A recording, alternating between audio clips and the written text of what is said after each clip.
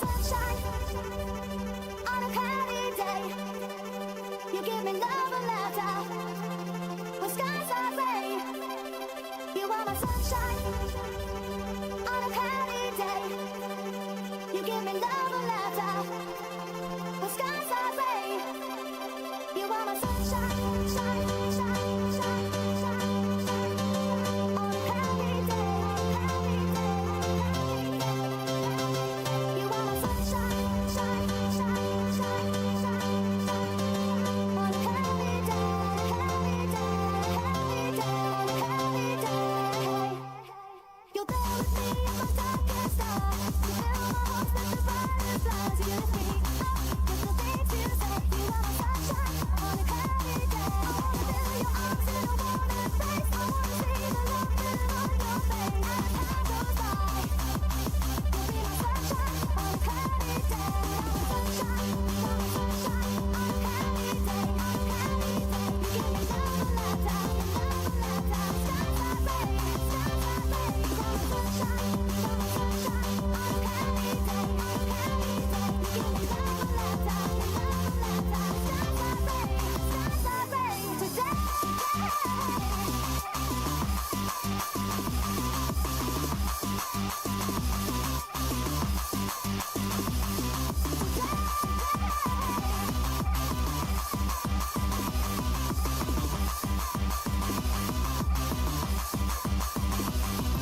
You're there with me in my darkest hour.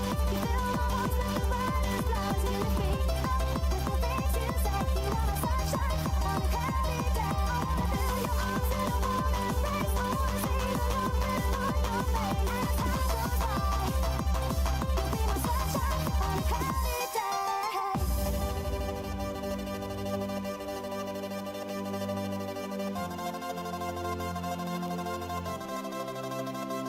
You are my sunshine, shine, shine, shine, shine, shine, shine on a cloudy day, cloudy day, cloudy day, cloudy day.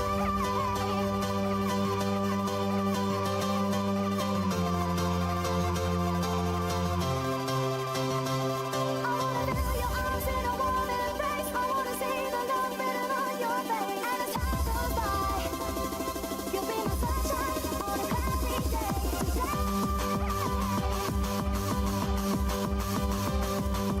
Today.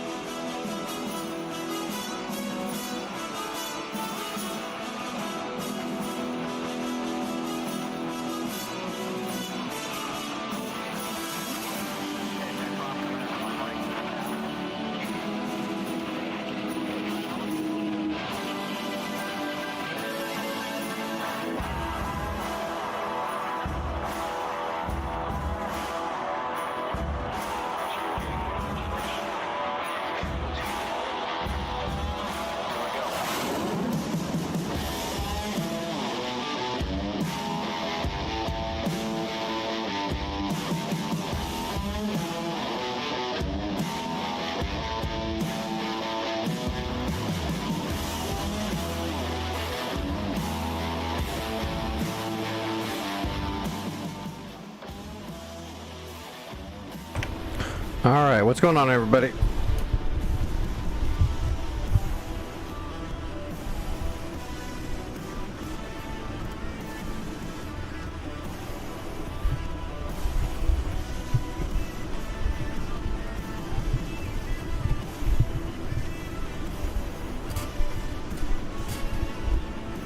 Alright, what do we want to warm up with?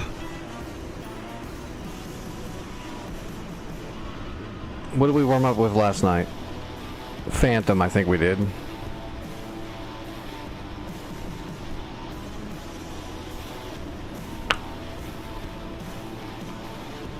I'm doing alright. If I'm gonna be completely honest, my stomach's a little twisted up tonight, but that's kind of normal. At least 2 or 3 times a week, my stomach gets all knotted up.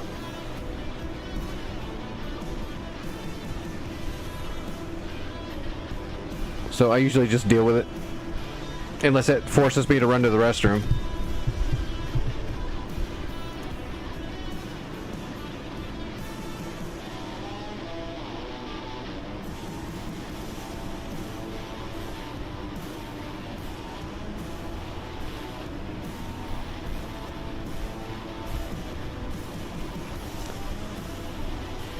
Yeah, all the medicine I take kind of messes my system all up, unfortunately. And some of the complications from all the surgeries messed up some of my organs, so I can't just eat like a normal person. It's all bleh. It's just normal shit.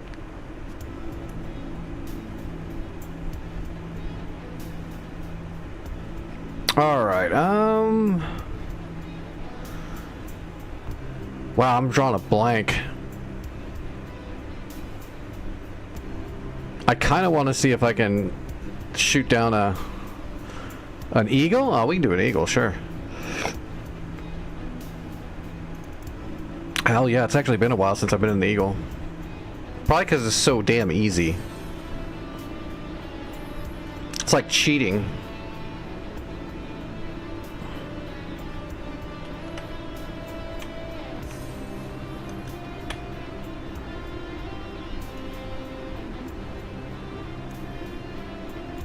Alright, let's go Mike's. Oh, well, we can go P5s on a eagle.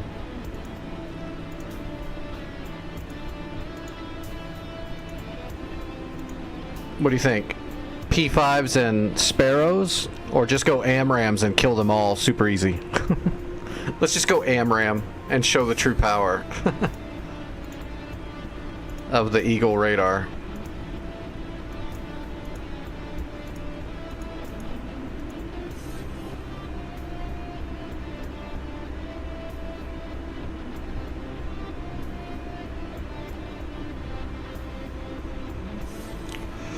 P5 is just a good dogfight heater.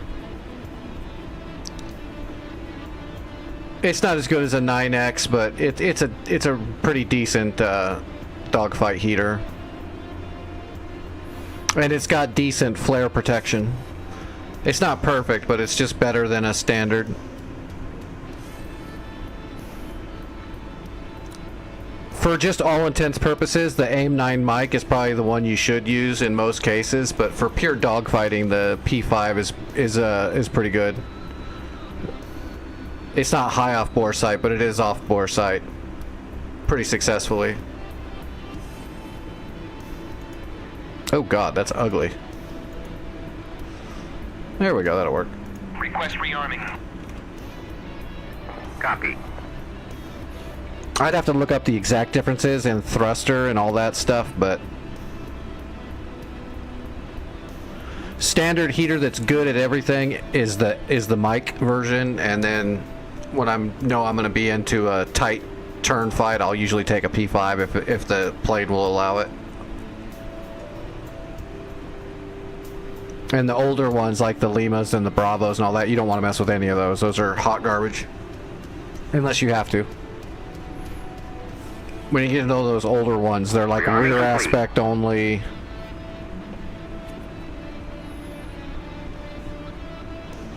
Actually, I get literature from the actual military. The encyclopedia we'll look at the encyclopedia here in a second, but if I remember correctly, last time I looked stuff into the encyclopedia, it was very partial information. If you actually just look up the actual information,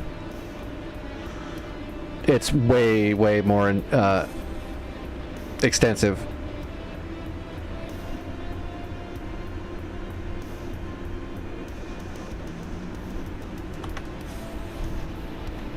And then other stuff I just know from growing up and living in military bases and all that good shit, living with pilots. But the stuff that's built into DCS is not really that good of good information, really. It's very bare bones, and some of it's not accurate either, too. I noticed that. Some of it's a little off, but like I said before, when I'm describing stuff, DCS is a little off, and I believe that's absolutely on purpose. Overlord 1-1, Bra 062-445 at 7,000, cold.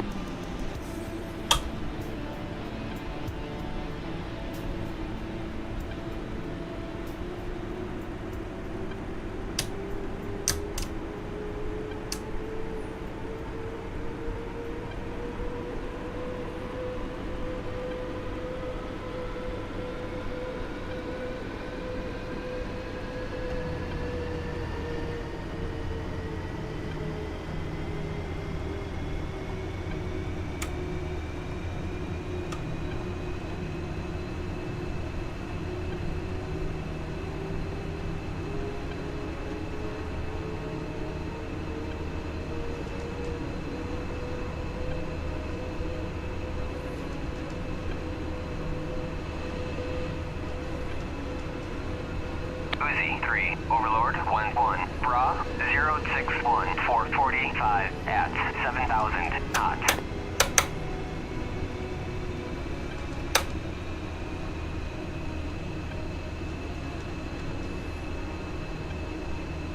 Uzi 3, Overlord 1. I gotta remember something before I screw it up.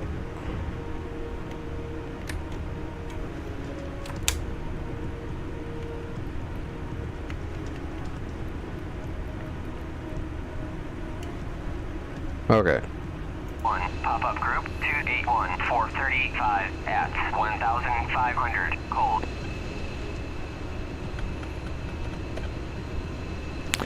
We're using AMRAAMs, so I'm just gonna spawn a whole 51-450 flight of 5.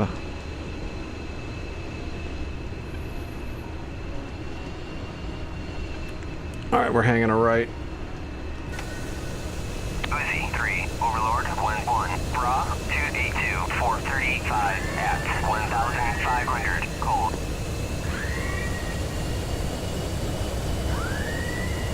Uzi 3, Overlord 1-1, Bra 050-450 at 1,000 knots. Uzi 3, Overlord 1-1, Bra 062-445 at 7,000, cold. Well, if you cleaned up your hard drive, that's probably what was doing it, to be honest. With the way you described it, that's the first thing that came to my head was, oh, you don't have a page file for DCS. It's trying to cache everything off of just like straight RAM.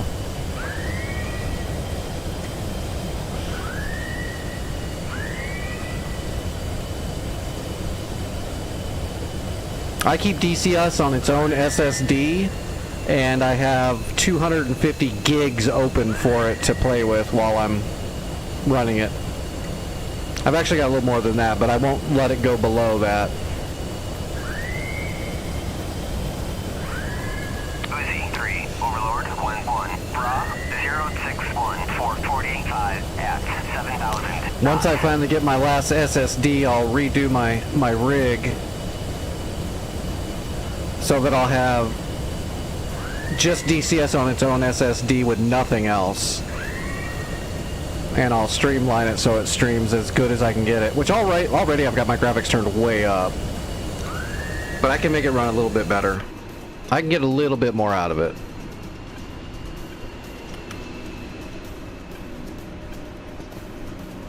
Uzi 3, Overlord 1-1. Pop-up group 279 435. The only reason why I haven't finished the rig is because the last SSD I need to purchase is going to be a little bit too expensive, so it's going to take a while.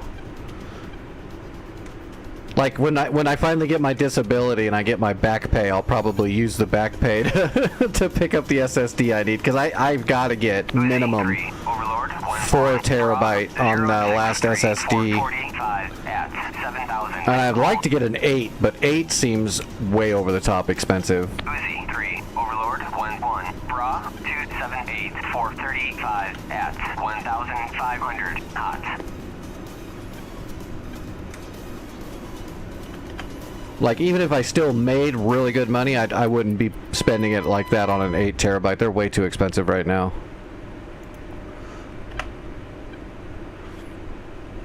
Yeah, right now the best one I could find for a decent price was like a little over $1,100, and I'm not going to drop that on an SSD. It's not priced fairly. It's priced that high because it's so new.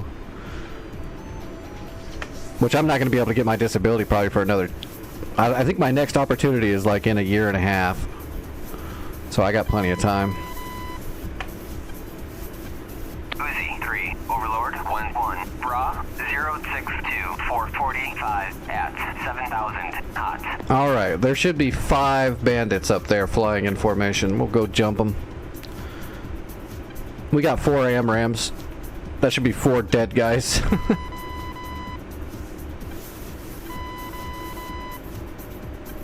We'll do a 4-shot volley. We'll do a TWS multi-shot. Because we're in an Eagle and we can. Able to clear for takeoff. Uzi 3, Kaya, you are cleared for takeoff when ready. Climb 300 at QFE 30.43.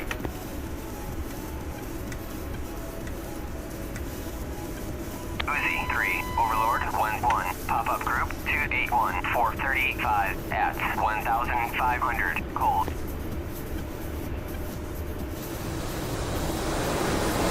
Uzi 3, Overlord 1-1. Bra 062 445 at 7,000 cold.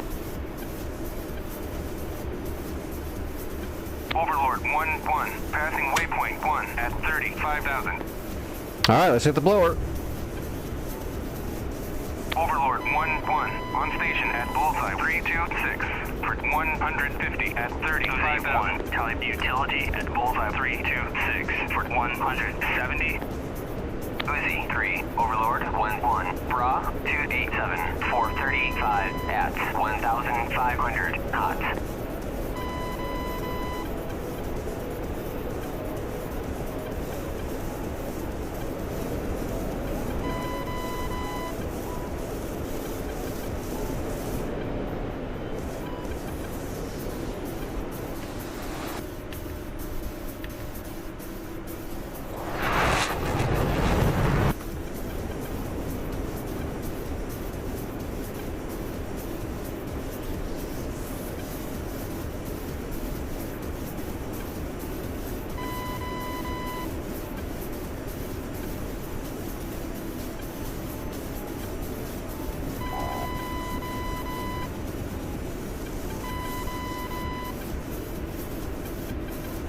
Uzi 3, Overlord 1-1. Bra 099 450 at 25,000 hot. There's the boys right there. 099, 50 miles, Angels 25. Overlord 1-1. Bra 100 450 at 25,000 hot. Right there. Uzi 3, Overlord 1-1. Bra 102 450 at 25,000 Nope. hot. That's the AN 30. Uzi 3, Overlord 1-1. Pop-up group 292 440 at 1,500 cold. Uzi 3, Overlord 1-1. Bra 051 450 at 7,000 hot. Uzi 3, Overlord 1-1. Bra 097 445 at 25,000 hot. Uzi 3, Overlord 1-1, Bra 100, 445 at 25,000 hot. Yeah, this is an Eagle. 15C, Screaming Eagle. Uzi 3, Overlord 1-1, Bra 044, 445 at 7,000 hot.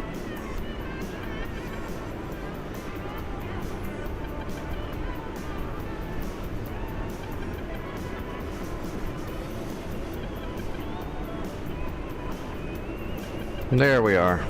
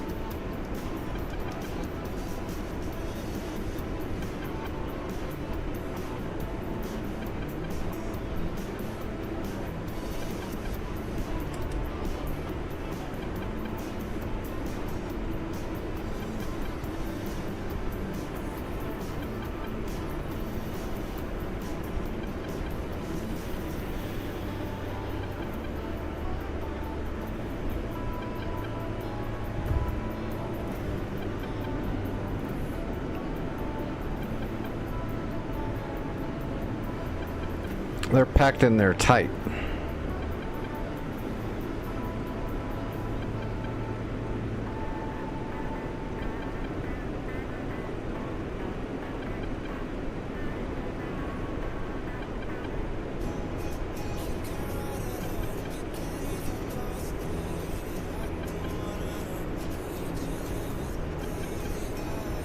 All right, we got 3 of them. Shoot. Shoot. Fox 3. Shoot. Fox Shoot. 3.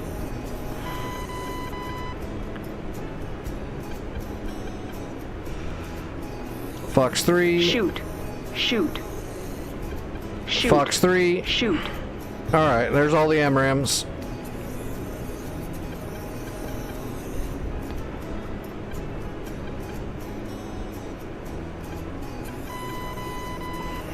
Uzi 3, Overlord 1-1, Bra 092, 418 at 25,000 hot.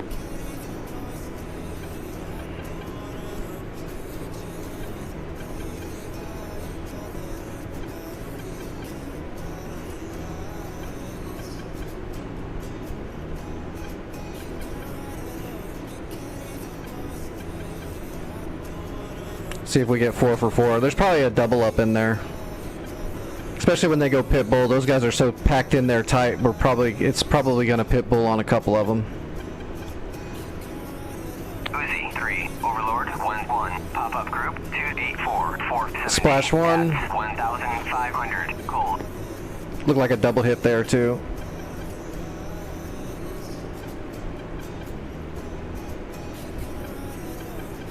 Oh wow, is that all I got was 1? That's not good.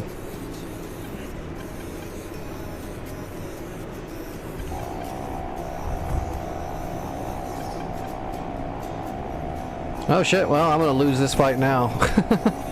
1v4 in the merge. And they're splitting up a little bit.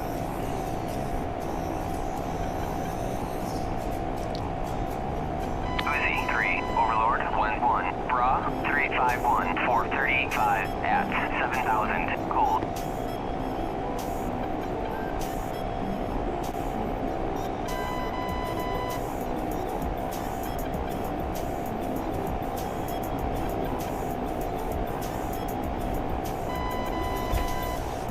Uzi 3, Overlord 1-1, merged.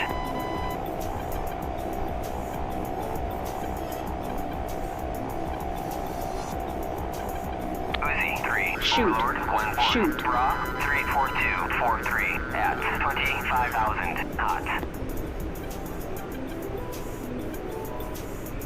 Shoot. Shoot. Shoot. Shoot. Uzi 3, Overlord 1-1, Bra 27143 at 25,000 Shoot. knots. Shoot. Uzi 3, Overlord 1-1, Fox 2. Bra 26041 at 25,000. Splash. 1-1, Bra 342435 at 7,000. Cold. Uzi 3, Overlord 1-1, pop-up group 283-490 at 1,500 hot. Shoot. Shoot. Uzi 3, Overlord 1-1, pop-up group 30441 at 3,500 cold. Shoot. Shoot. Shoot. Shoot. Uzi 3, Shoot. Overlord Shoot. 1-1, Fox 2. 284-490 at 1,500. Splash. Uzi 3, Overlord Minimum 1-1, speed. Bra 14540 Minimum speed. at 24,000 Shoot. hot. Shoot.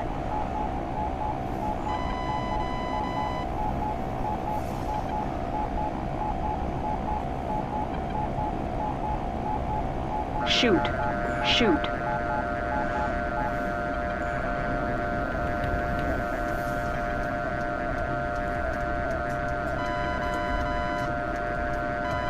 Fox 2.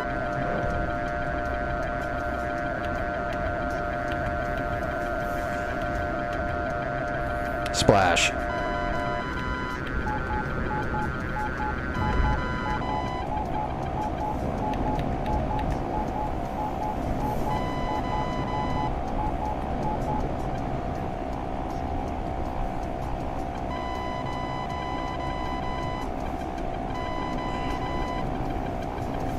Uzi 3, Overlord 1-1, Bra 344-440 at 7,000 cold.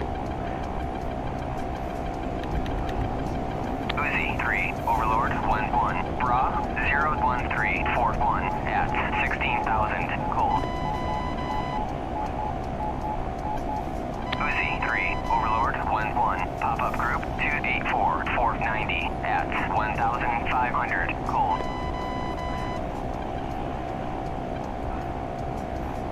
You better run away, dude.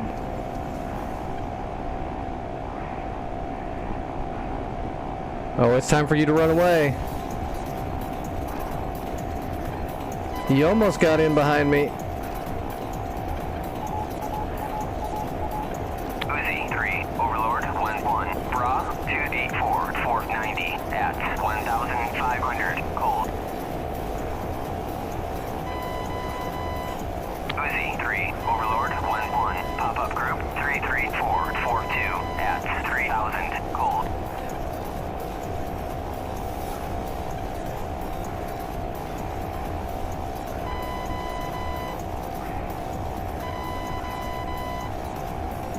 Oh, where'd he ditch out to? I didn't see him when he ditched out. Uzi 3, Overlord 1-1, Bra 30541 at 7,000 cold. There he is. I missed him when he went vertical. That was my chance to get him. I'm still good, but...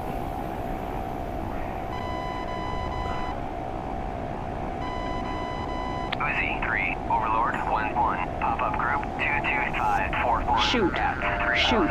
cold. Fox 2.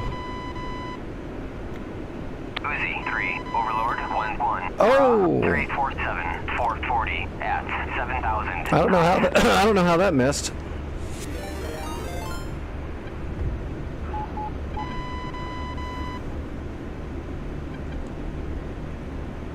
Uzi 3, Overlord 1-1, pop-up group 285-490 at 1,500 cold.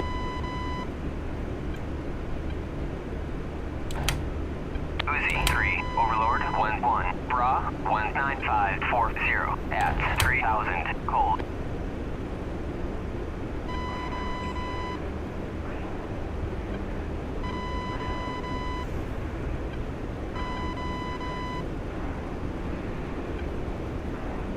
Uzi Uzi 3, Overlord 1-1, Bra 285 490 at 1,500, cold.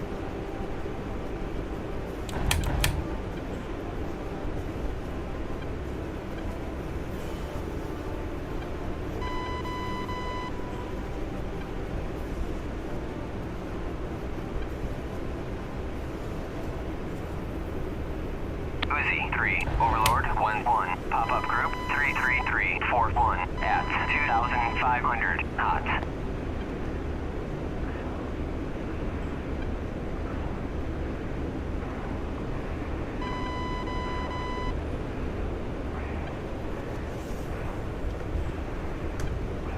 Uzi 3, Overlord 1-1, pop-up group 25641 at 3,500, cold.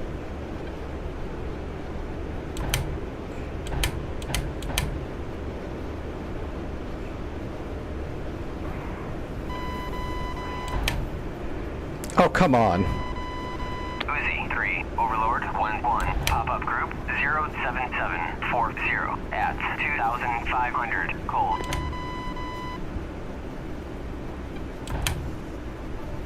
Those are like going right through them.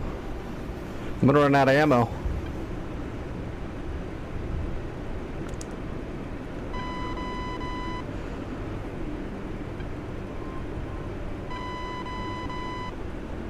Uzi 3, Overlord 1-1, pop-up group 286-480 at 1,500, hot.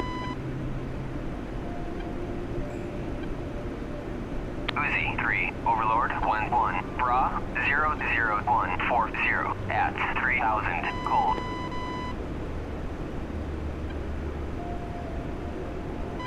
Uzi 3, Overlord 1-1, Bra 347-440 at 7,000, cold.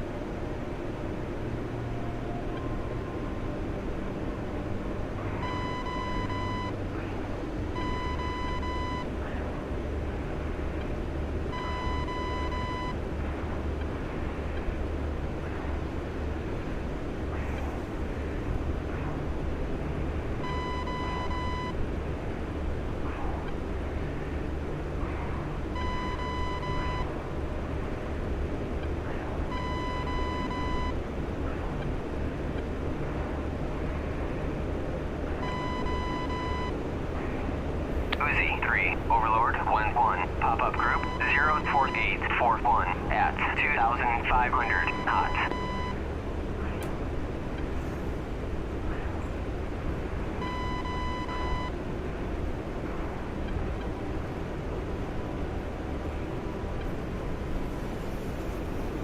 Uzi 3, Overlord 1-1, Bra 27041 at 2,500, hot.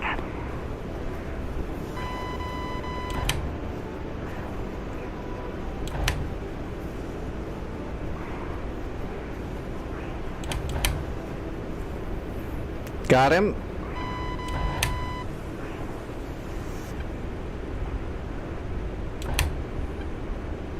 Uzi 3, Overlord 1-1, pop-up group 286-480 at 1,500, hot. Okay, I damaged him. He's not flying too good. Come on.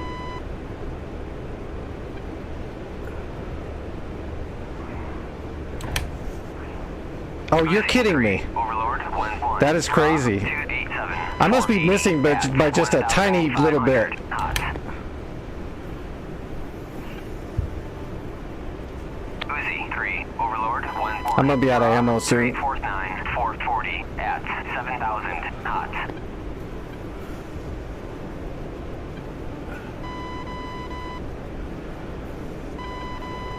Let's see if we can force a mistake out of him. Scare the shit out of him. See if he pulls too hard, breaks his wing off or something, because I know I hit him. He's not flying real good. There he goes. He's pulling way too hard. He almost ditched.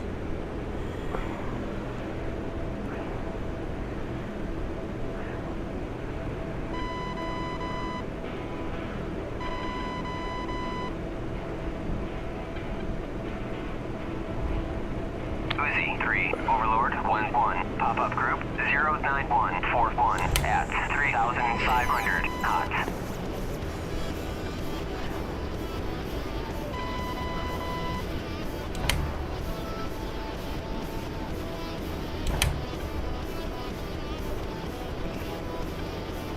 Uzi 3, Overlord 1-1. Bra 30741 at 2,500 cold.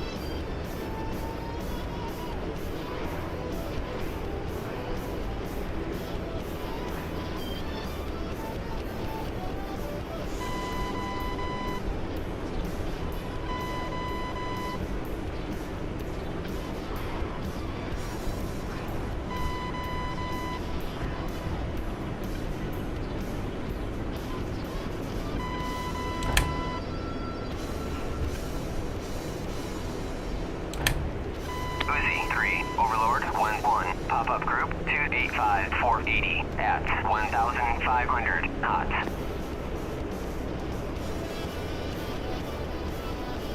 Uzi 3, Overlord 1-1. Bra 350. You are fucking kidding me. At 7,000 knots. I know those are high aspect shots, but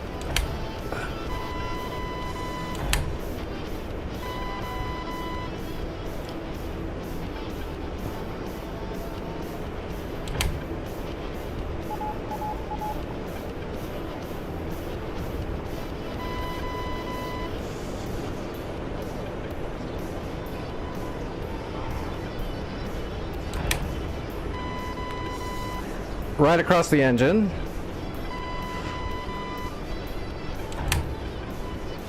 Oh, right across the engine again? Oh, come on, man. Just die. Punch out. Go home.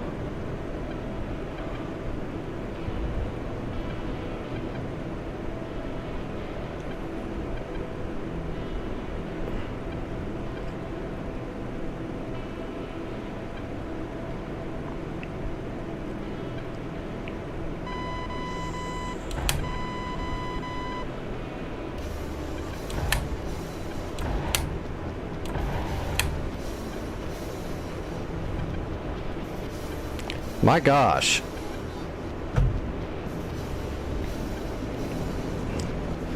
Some of those shots looked like they were just going right through them.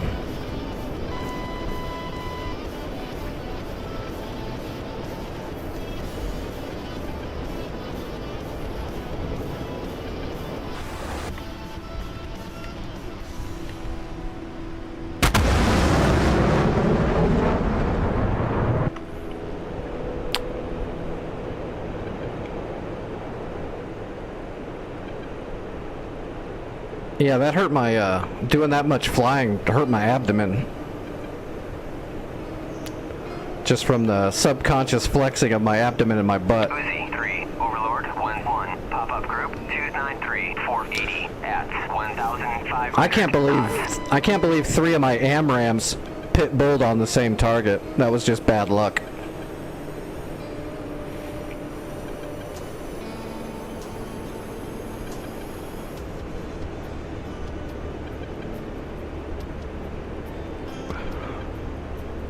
The gun's got to be about dry.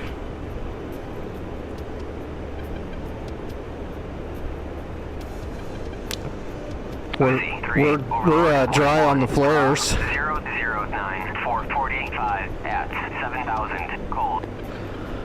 All right, let's jump into a helicopter. Get that.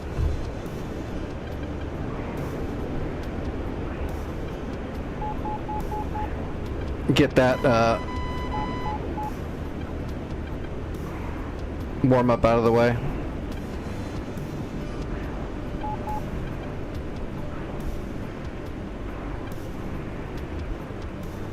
I'm fine on fuel.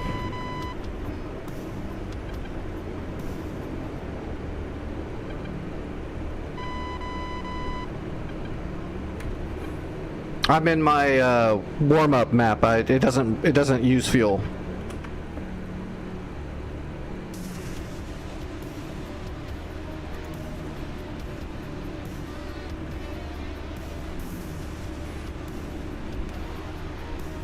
The fuel stays at whatever weight level I leave it at. That way I can practice full fuel dogfighting, mid fuel dogfighting, which would be the best, low fuel dogfighting, so on and so forth. Because it changes the weight and changes the characteristics of the flight.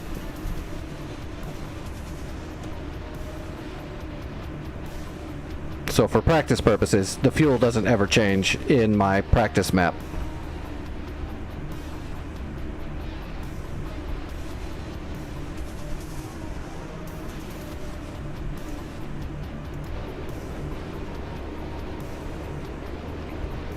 That's why when I'm in my practice map, I don't put bags on any of the planes.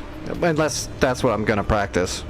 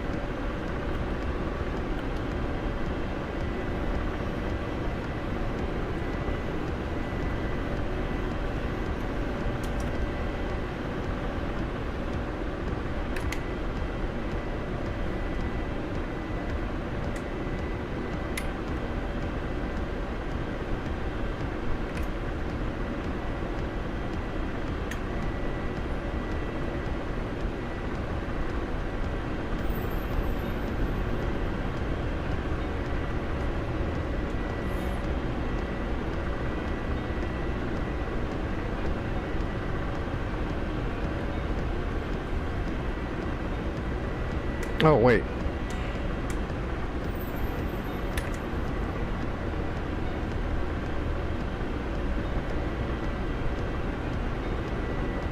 I see troops right there.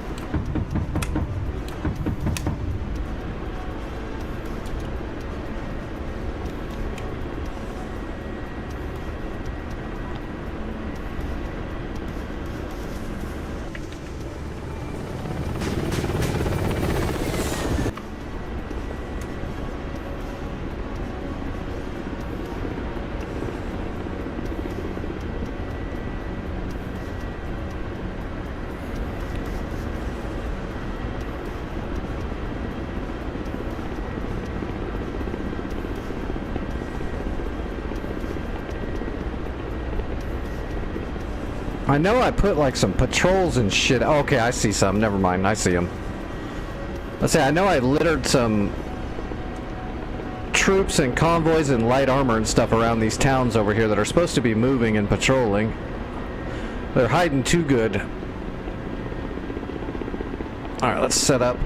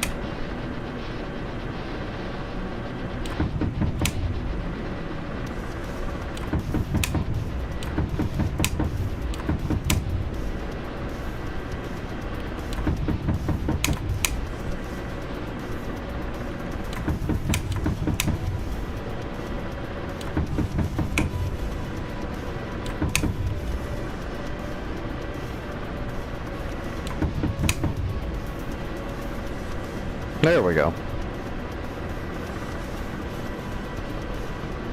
That gun bucks you around a little bit if you're not paying attention to the...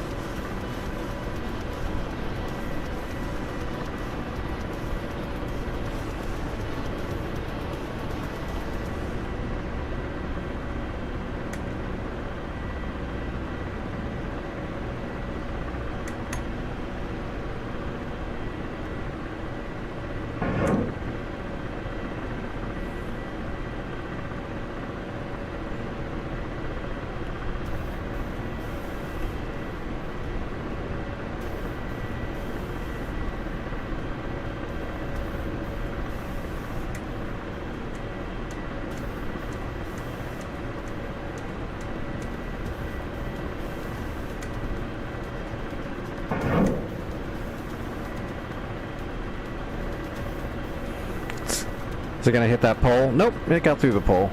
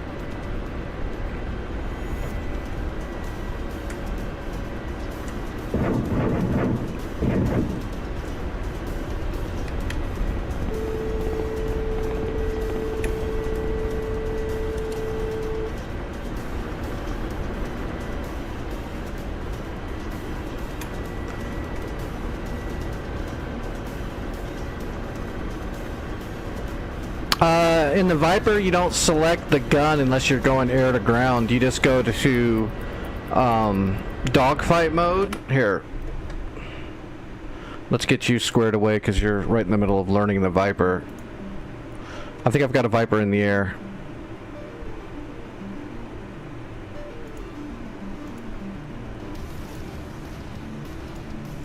That's a Phantom in the air. Hornet's in the air. Hornet's in the air. Hornet. Oh, maybe I don't have a Viper in the air. I got a hot Viper. We'll just use that. I'll get you squared away so there's no confusion. Fort 1, Overlord 1-1, Bra 283, 435 at 1,500, cold. Fort 1, Overlord 1-1, Bra 062, 445 at 7,000, cold. Request rearming. Copy. Alright, we'll get up in the air. This will only take a second. I'll show you the key bindings you're going to want to use. So like when you're doing air to ground, you hit your air to ground right here. Hit it again to go back to normal. That's your normal air to ground. But I'm going to show you your dogfight selection. There's two of them. One's BVR, Beyond Visual Range, and the other one is going to be BFM, dogfight, whatever you want to call it. They're two separate modes. They're the only two modes you're going to use for air-to-air for the most part. Rearming complete.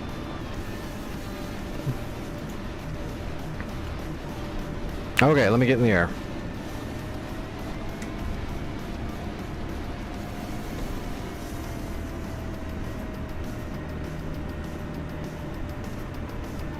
And when I'm flying the Viper, you'll see me as soon as I get up in the air. I'll fence all my MFDs and my systems in for everything I might have to do.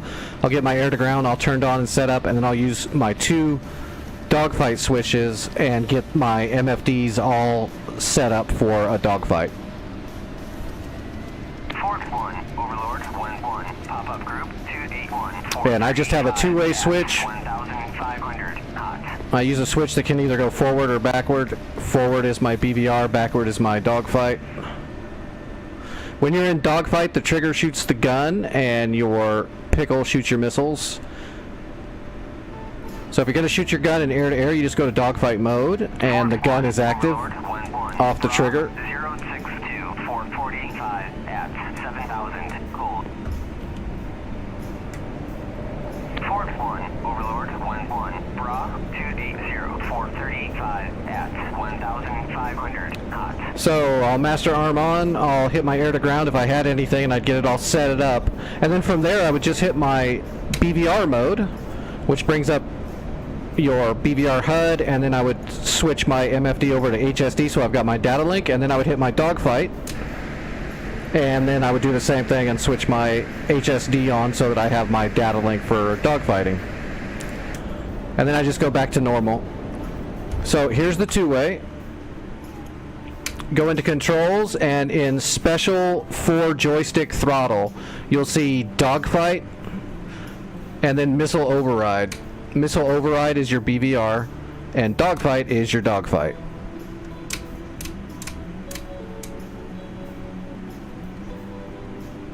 Or you can just put in a button, you know, missile override dogfight and missile override. I use the to center because I have a switch that has a center. It's forward, backward, and then there's the center.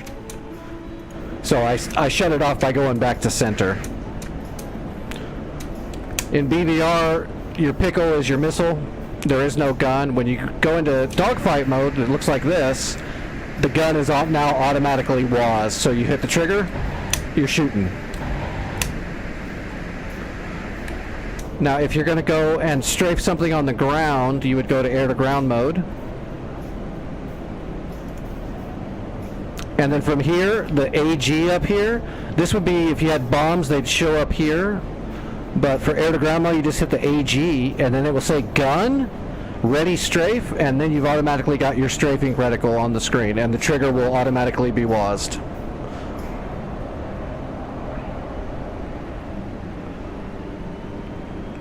And then it's a normal reticle where you see the ranging coming in. And you're waiting for the ranging to get within range. There you go. Now we're in range. Altitude. Altitude. Pull up. Pull up. There you go. Pull up. Pull up. Then we hit gun to go back to air-to-ground mode, back to regular. BVR, hit the switch. Dogfight, hit the switch. Piece of cake. So the Viper's the first digital airplane. Everything kind of does what you need it to do when you hit the correct switch to tell it what you're going to be doing. Everything else kind of turns on automatically.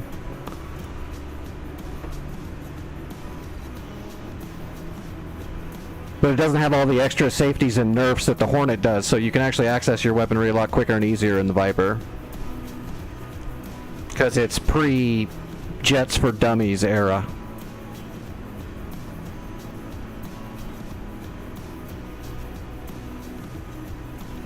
Back when they still expected pilots to be smart and think for themselves and stuff.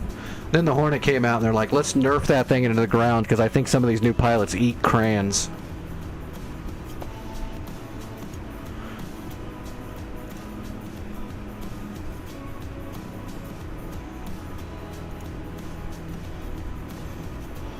No, North Pole, Cold War, it's still on Persian Gulf. Alright, let me log into there, but I gotta run to the restroom. I will be right back.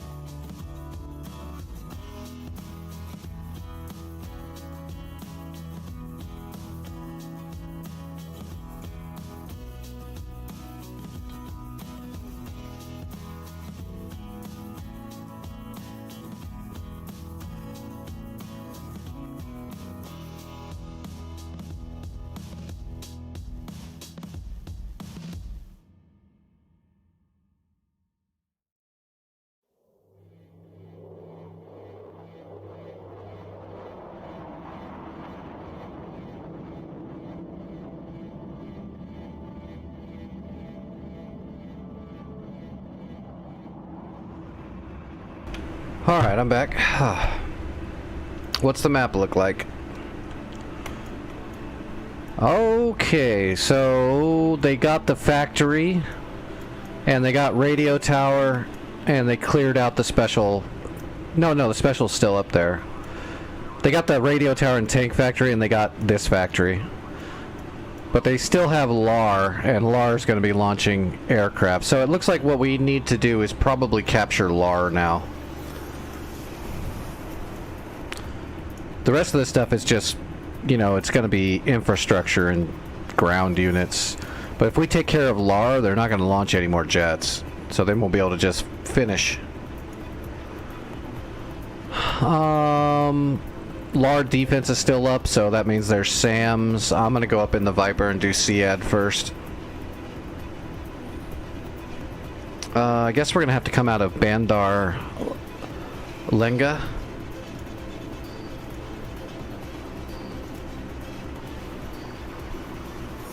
Oops. Oh, wait. Did I put up a... Did I make a new loadout? Did it not save it? It didn't save it.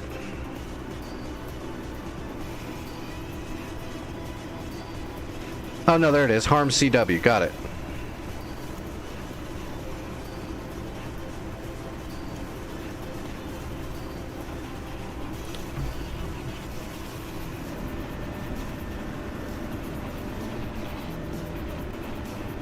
Oh boy, they have a lot of shit in the air.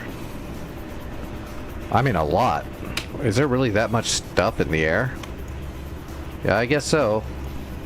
Havoc, Hind, 3 Mirages, another Havoc. Havocs are mean as shit. That's going to be a bit of an issue, probably. SA-11. That looks like that's all that's there. There's a Strela. That's just a Strela. That doesn't matter. There's another SA-11 over here. So 2 SA-11s and an SA-2 that's been neutered already. Okay.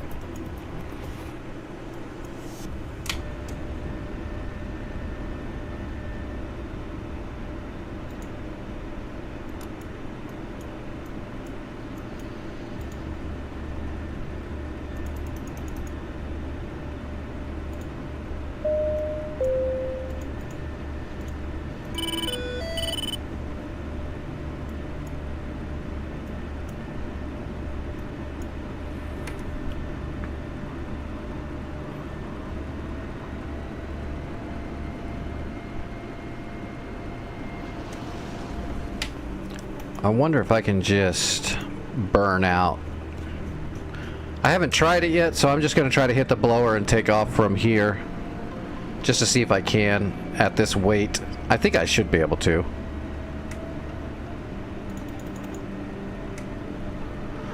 We'll do a rolling start.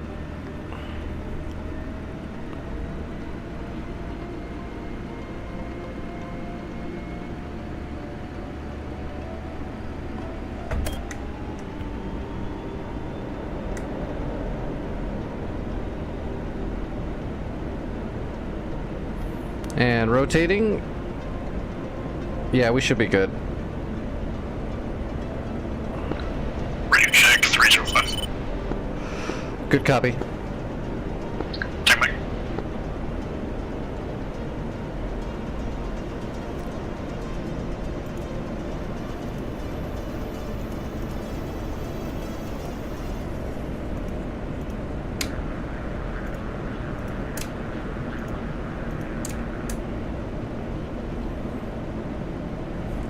All right, 37.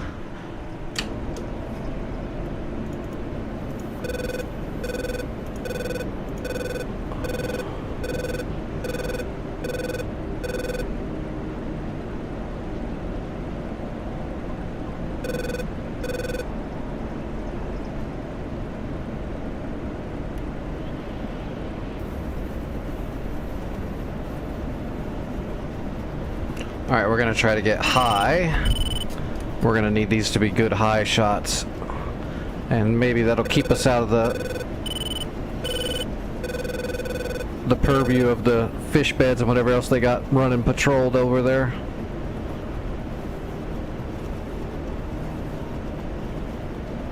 All right, we're conserving fuel.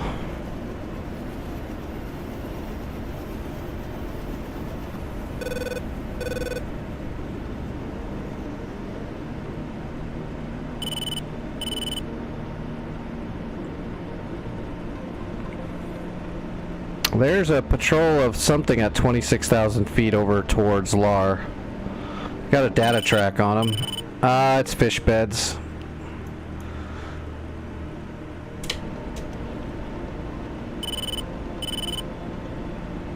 I'd rather not get entangled because we don't have any. All we got's heaters. We can't put AMRAMs on this server, so I'd rather avoid getting jumped when I have 4 fat, heavy harms on here.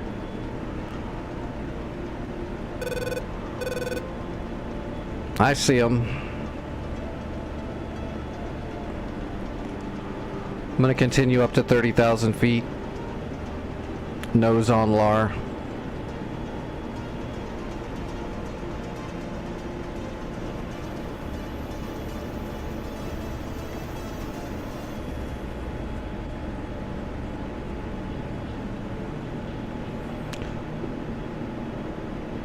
We're gonna go ahead and hit the blower to get a little speed now, just because I need to get rid of the bag.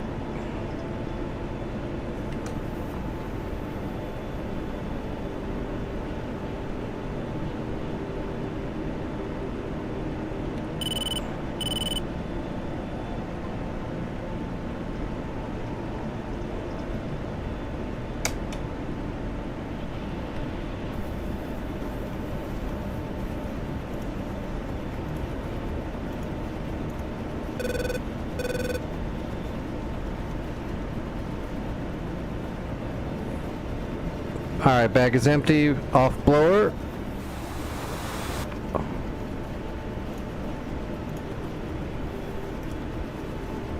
Alright, we're clean. We're ready to fight.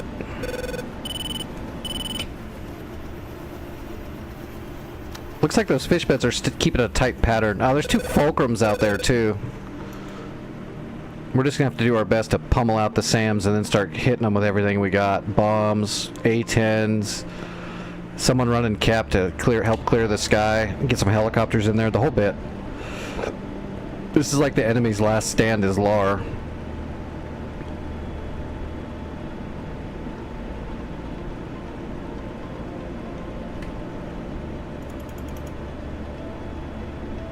Alright, 7,000 pounds of fuel.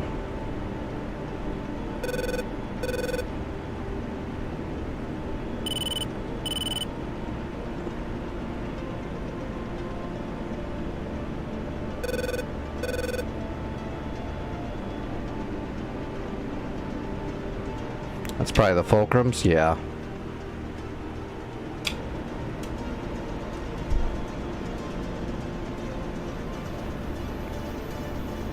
This might be one of those days where I'm gonna have to grab the Chinook and spawn it like Foxtrot and then try to fly up in here somewhere and then build a SAM unit right out here to try to help cover the sky. Maybe even one over here.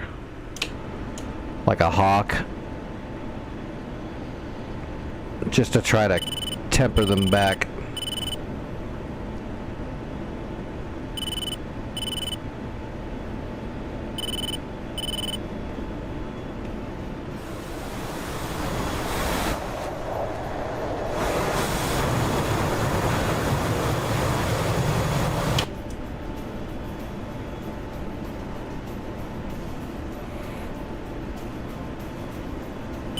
God damn, there's so much.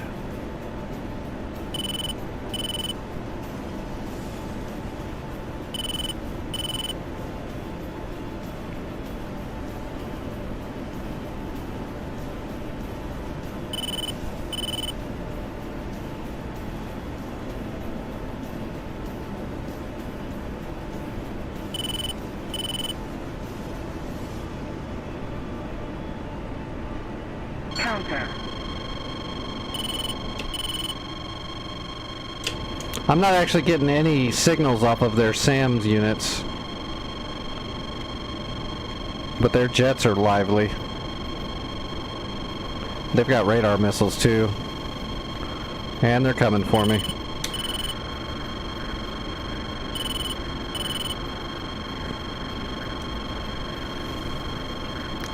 I might have to bug out.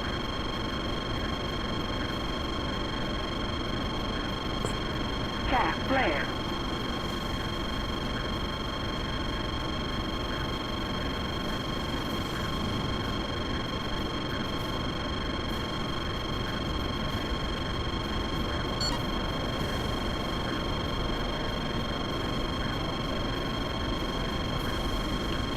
Chaff flare.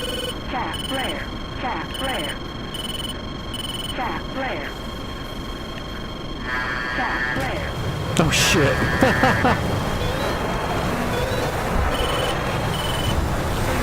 Yeah, they outranged me with all their stuff. Whoops.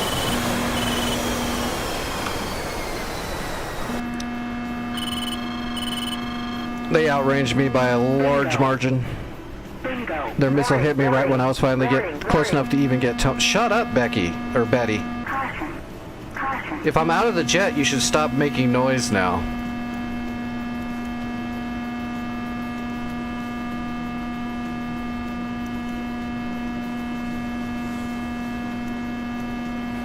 No, I was flying at the enemy stronghold though, and they had fulcrums after me, and I was in a Viper, so I don't have any munitions. On this server, all I can take is heaters, and they have long-range missiles, so I got boned.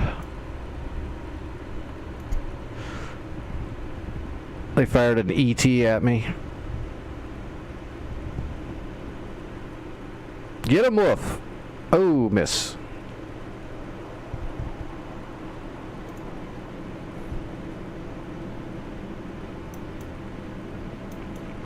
Alright, let me see if I can set up. I'm gonna have to build like a front line. Is there not very many people? Oh, there's like nobody here. That's why. That's gonna make it even harder. Yeah, I'm gonna have to set up like a front line. Farp Gulf. There it is.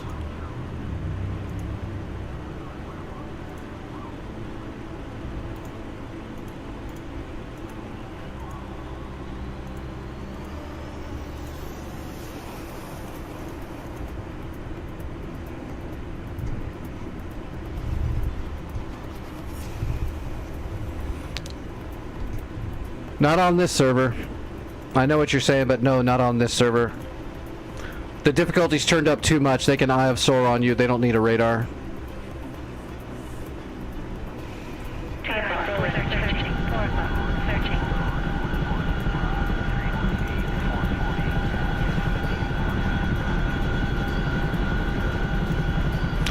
No radar.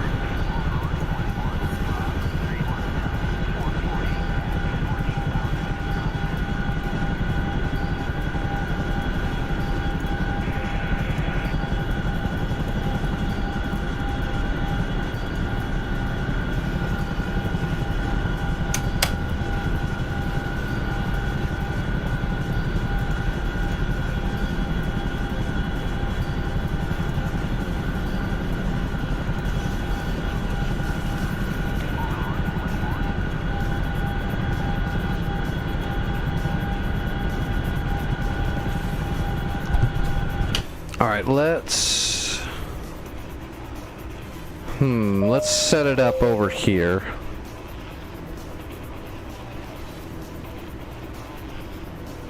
They're gonna jump me pretty quick, but let's see if we can get right out to here. How many miles is that? 23 miles? Let's see if we can get there.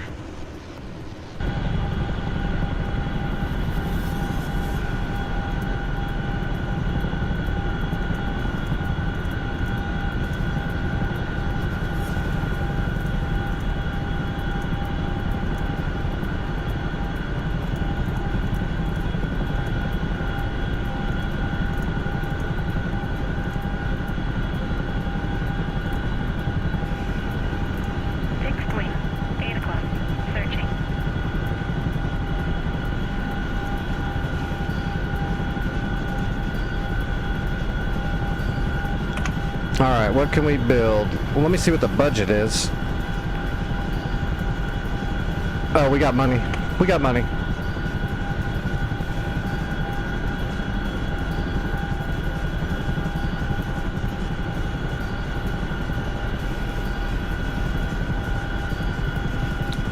Okay, yeah, I'm gonna build a Hawk system.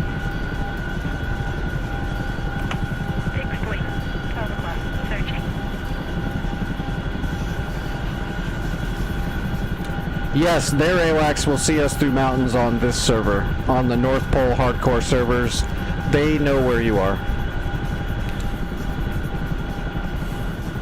They're also kind of psychic.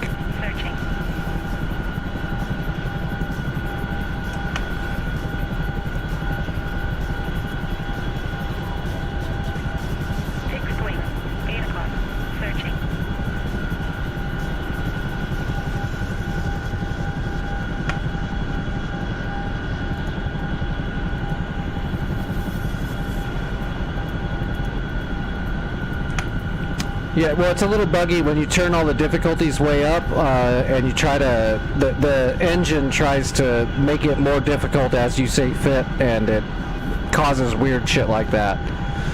Like, you can drop a bomb sometimes from, like, 25,000 feet, and the enemy just magically knows it and moves. And that's because of the tweaks to the difficulty to make it harder and harder.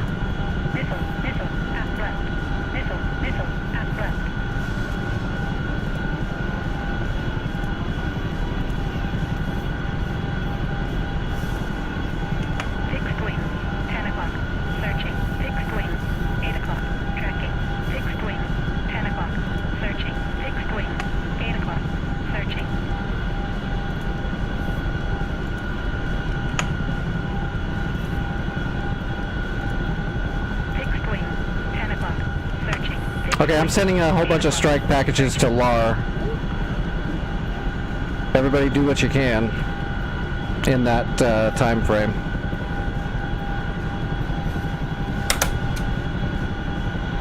Roll it. 4 o'clock. Searching.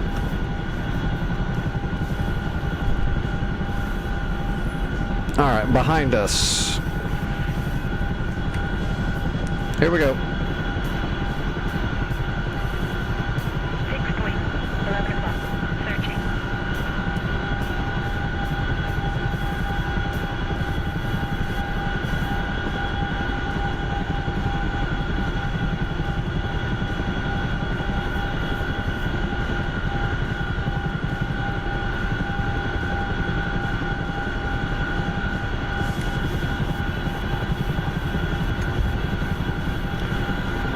For the most part, it's not that big of a deal. It just makes things a little bit harder, but definitely on when you get near the end and you've got the enemy pushed into a corner, the tweaks to the difficulty can manifest in very odd, unrealistic ways. 6 point. 1 o'clock. Searching. Hey Mule, it's going. We're making the push into LAR. Once we have LAR, the rest of it should fall pretty, without too much trouble. But with LAR still alive and resources, they're pushing all kinds of shit out right now. 6 point. 2 o'clock. Searching. 6 point. 1 o'clock. Searching. Yeah, see, that is the problem right now, Road, on some of these servers, is like right now on some of the North Pole MP servers, everything is ace. So SAM units can see through mountains, everybody knows where everybody is, they all have the Eye of Sauron radar, and all the ground units are psychic. You can still get through it, but it definitely becomes a real issue. 6 point. 1 o'clock.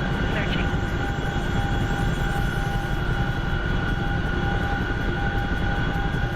Sometimes it's not as bad as others, but other times it's ridiculous. 6 point. 2 o'clock. Searching. 6 point. 6 o'clock. Searching.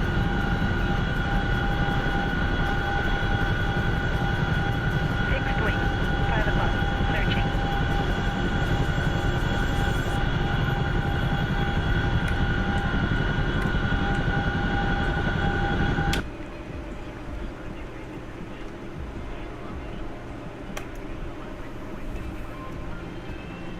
Okay, all my stuff pushed them back a little bit.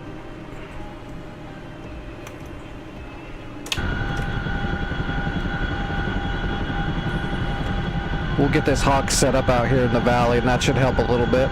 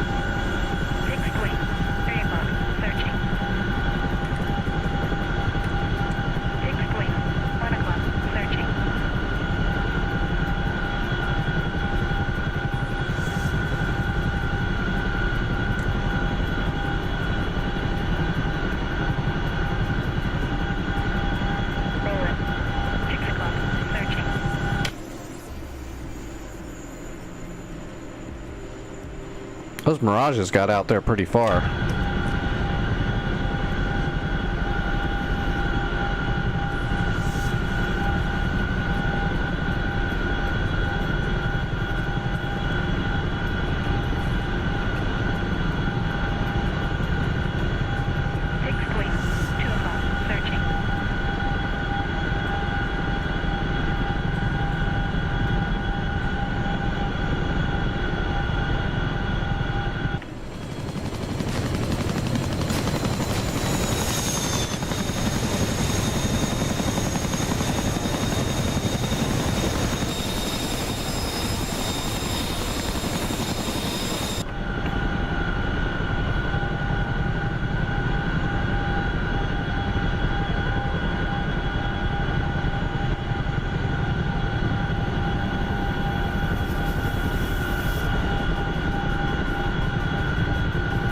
18 miles. 3 o'clock. Searching.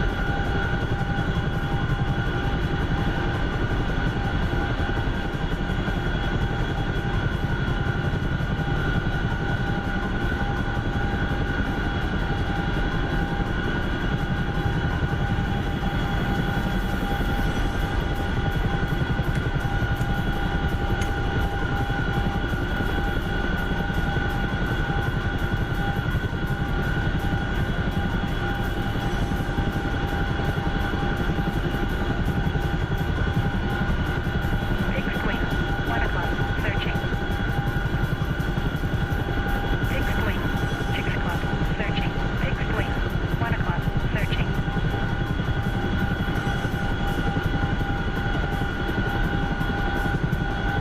Fixed wing. 2 o'clock. Searching. Fixed wing. 3 o'clock. If we can maintain 140, that would be great. Keeps wanting to creep up though.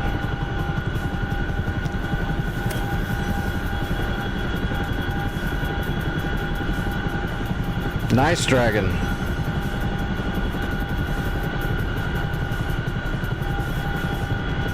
Fixed wing. If you land that, you got 300 extra credits. Good shit. Roller. 6 o'clock. Searching.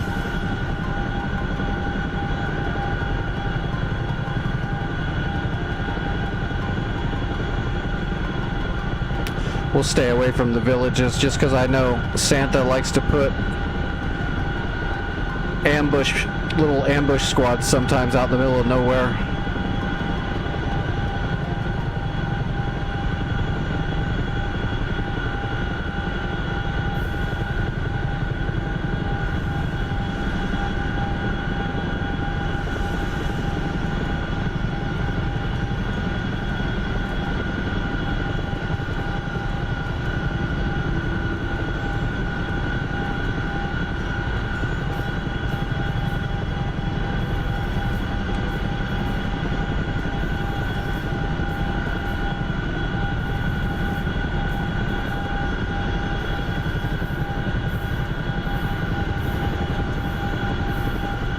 Miles. Is it on the other side of that little lump? It looks like it. Wing. 1 o'clock. Searching. Yeah, I think I put it right here, so that's the lump right there.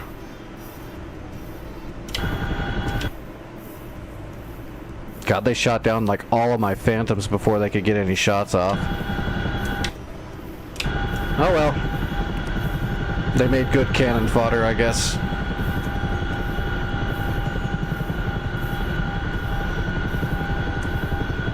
Fixed wing. 6 o'clock. Searching.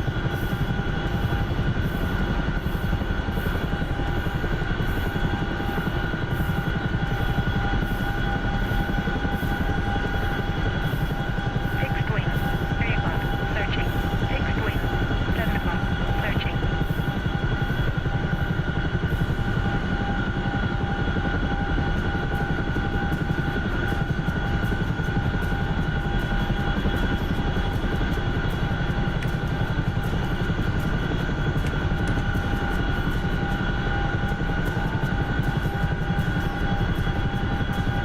Okay, it's just a bush.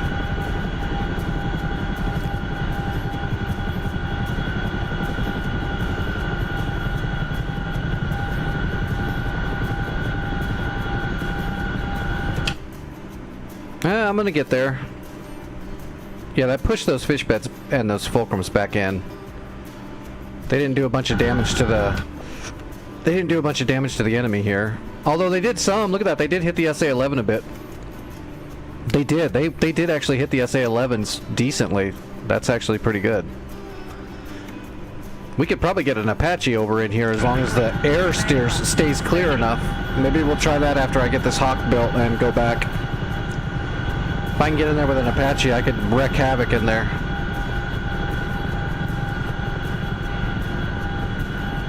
Fixed wing. 1 o'clock. Searching.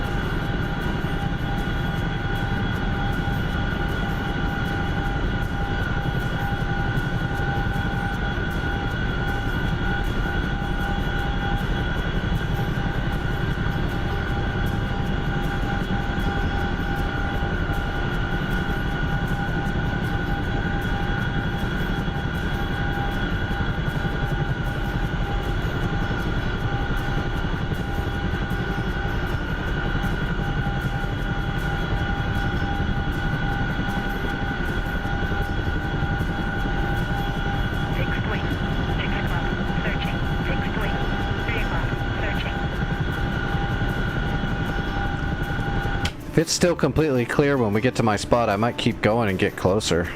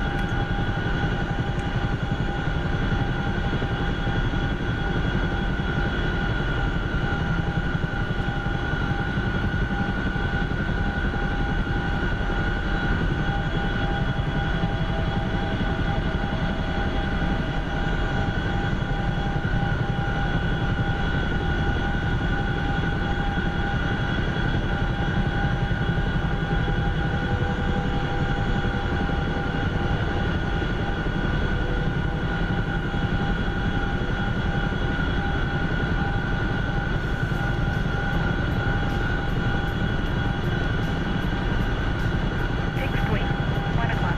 Searching.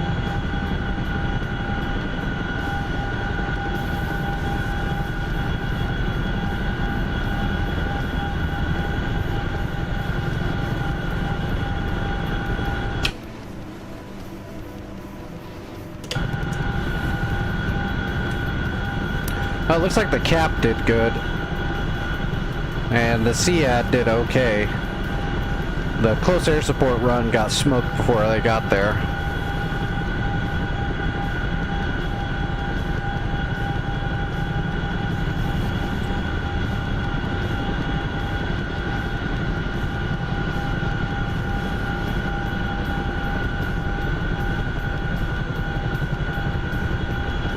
Yeah, see, I could see Santa putting like a 8-man squad with a man pad in that little town just waiting.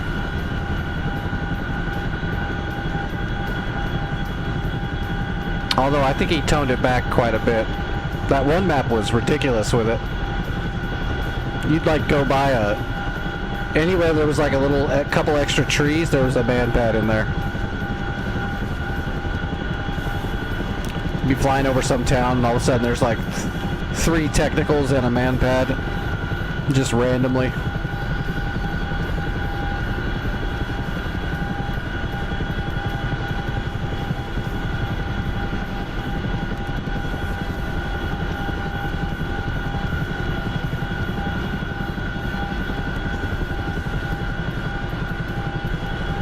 We still clear? We are still clear. There's a fish bed in the air, but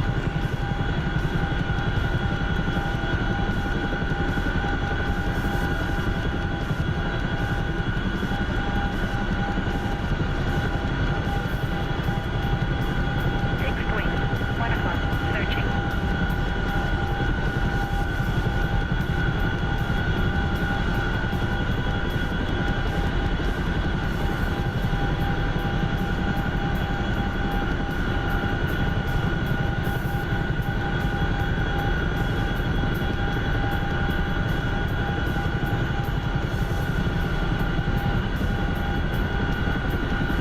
is it lagging for you again?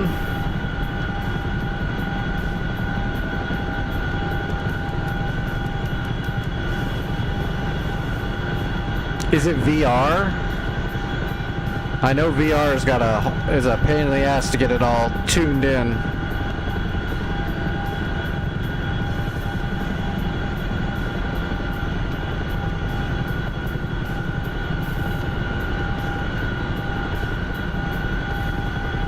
Alright, we're at the spot. Let's keep going a little bit farther. The sky's still clear. Let's get it up there farther.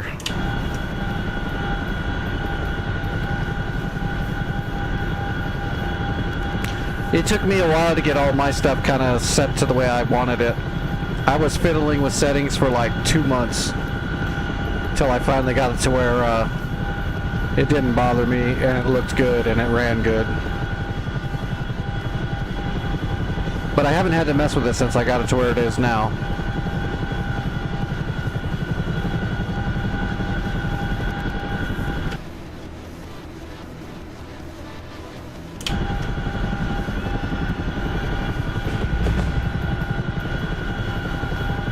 Nice credits, Dragon.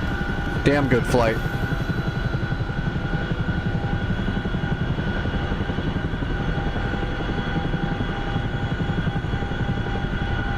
Alright, let's set it down here.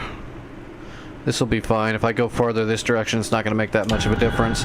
This will give a good place for people to fly to. If you get jumped and you're not able to deal with it right away, you can fall back to here, and the Hawk will help support you. Fixed wing. 1 o'clock. Searching.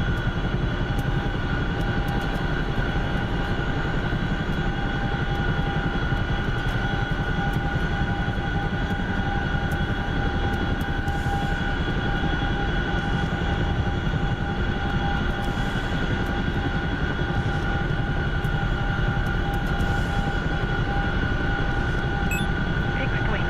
6 o'clock. Searching.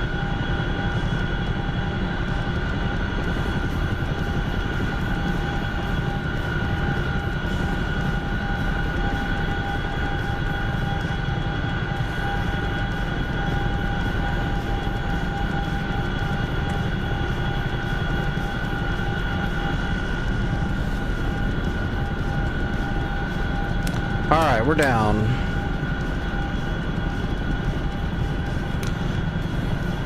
So we'll have to unload the crates and set it to build the Hawk, and then we'll have to get up in the air like right away so it doesn't build it inside of us and blow us up.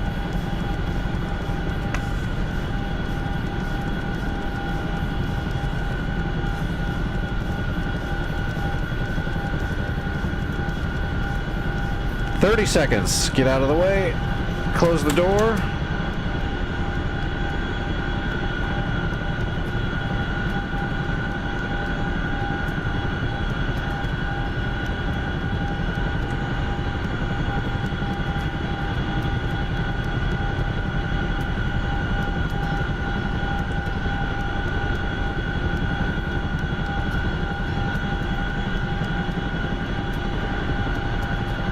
Alright, waiting for... There we go, we got a Hawk.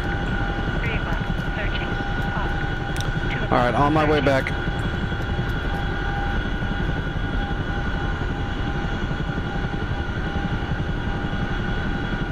Fixed wing. 8 o'clock. Searching.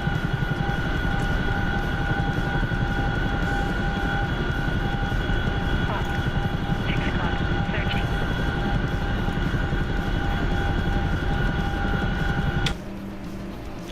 28. Fixed wing. 12 o'clock. Searching. 29.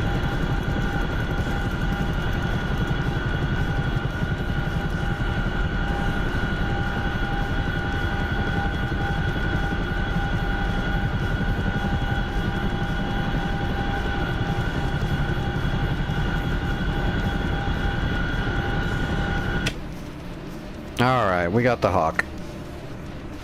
There's a patrol coming through the valley too. It's gonna follow that road and snake all the way back around towards Gulf probably.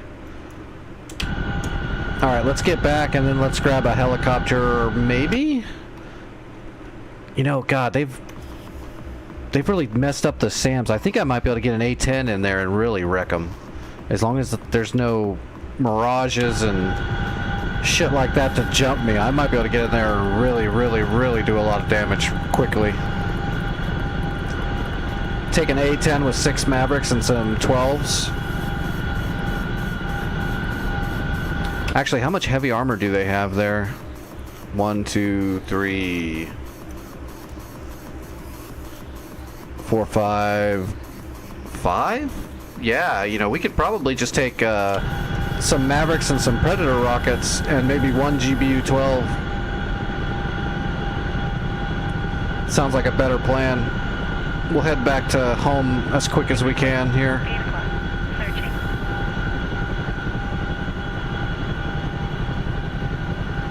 The 11's still shooting. Okay. But it can't be shooting by much. I'll send another strike package if I can.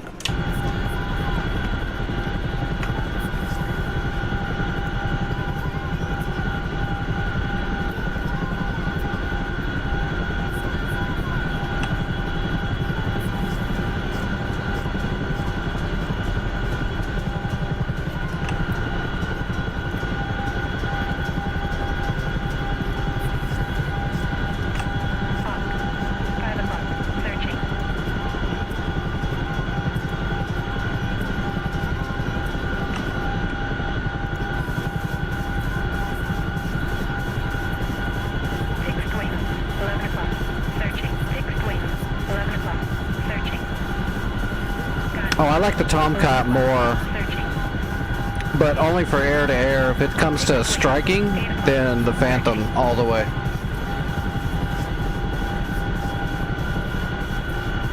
I do not drop bombs from Tomcats almost at all. I know how to, but I don't do it.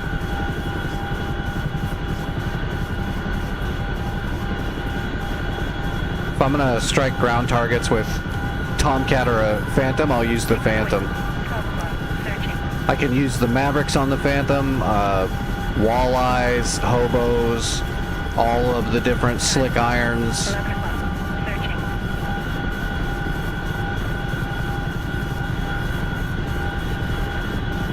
Fixed wing.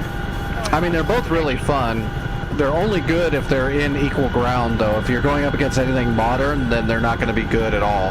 Fixed wing. 8 o'clock. Searching. Hawk. 6 o'clock. Searching. But on servers like this that are more Cold War oriented, then they do a lot better because then they can actually stand up.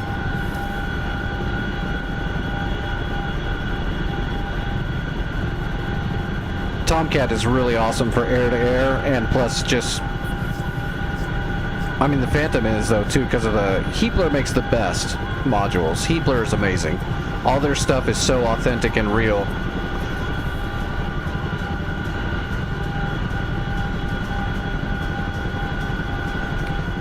When we finally get a Vietnam map and some more Vietnam-era equipment, the Tomcat and the Phantom are going to be used so much more. Fixed wing. 9 o'clock. Searching. Fixed wing. 1 o'clock. Searching.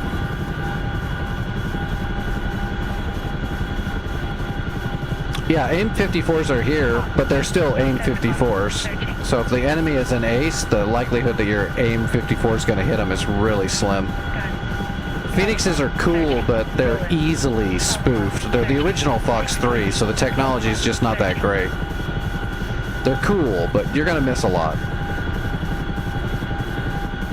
But you can shoot from a distance, a decent distance. Not as much as what people want to, but... You can shoot Phoenixes from really far away, but you're talking under very specific circumstances, like you and the target are above 30,000 feet, the target is flying directly at you and doesn't change, shit like that. Other than that, the Phoenix isn't that much higher range, and it's gonna get spoofed pretty easy. Rolling. 12 o'clock. Searching. I remember back when I was testing the Phoenixes more, I was having, I think it was Kremet. I was having Kremet shoot him at me, and then I would just get into the notch and leave one chaff ball behind in the notch, and that would like 90% of the time spoof on the first try.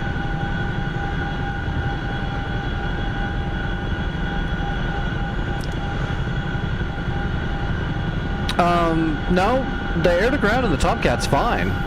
Even using the lantern pod, Jester's pretty good. It's easy to get him on target because you can just make a map marker and then tell him to put the sensor on the map marker, and he'll get the lantern pod right on target. It's not hard to do it. Fixed wing. CCIP is easy as any other jet. I just don't like bombing from the Tomcat. I love the Tomcat. I don't want to drop bombs from it. There's nothing wrong with bombing with a Tomcat. 9 o'clock. Searching. It's not bad at it or anything like that. It's a personal preference.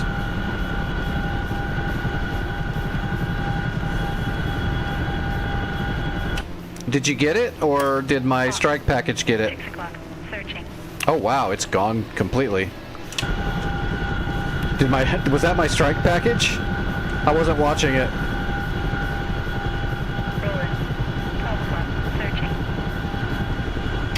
That shit's not coming back either. It's blacked out. Yeah, it had to have been the... I sent a close air support and a bombing run to LAR defense. And that, boys and girls, is why we save our credits until we have to use them, because when it comes to endgame, we might need to call in support. Alright, we're ready to start assaulting LAR then. We've got it. What is there, yeah, there's 2 Shilkas, some tanks, some man pads. The SA-2 is pretty neutered.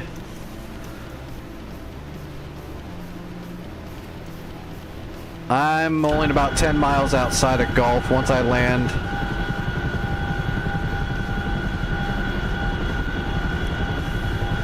Yeah, if you call in close air support on this server, it will send Phantoms with Mavericks and some bombs. I think it's like, it'll do a couple of Shrikes and Mavericks, I think. Fixed wing, 5 o'clock, searching. Fixed wing, 12 o'clock, searching.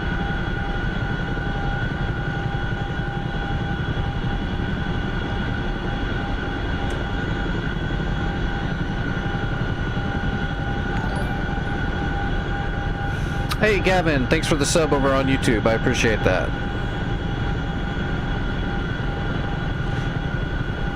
Enjoy the show of extremely bad piloting. Searching.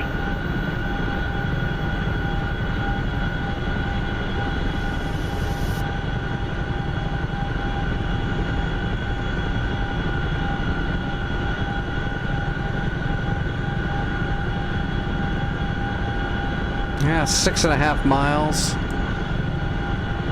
I haven't seen it yet, but it's got to be right out here in front of me. Yeah, I think I'm gonna grab an A10 and see if I can head towards LAR.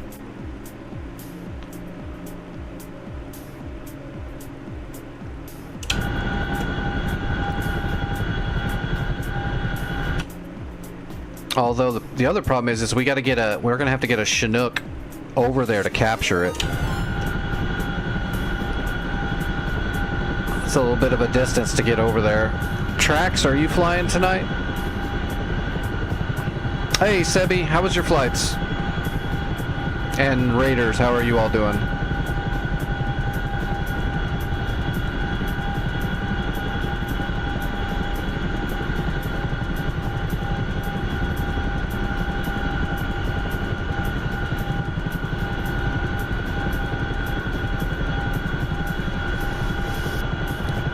We're doing pretty good. It looks like if we can capture LAR in the near future, and my stomach doesn't force me to run into the restroom too many more times, we might be able to finish this war tonight. Possibly. Possibly. Persian Gulf. 11 o'clock, searching.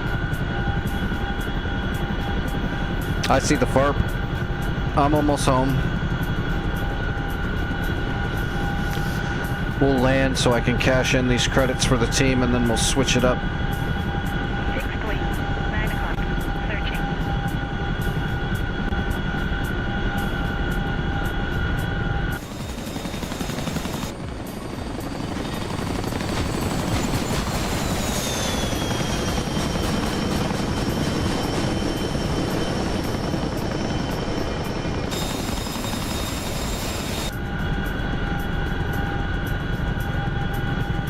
Alright, starting our approach.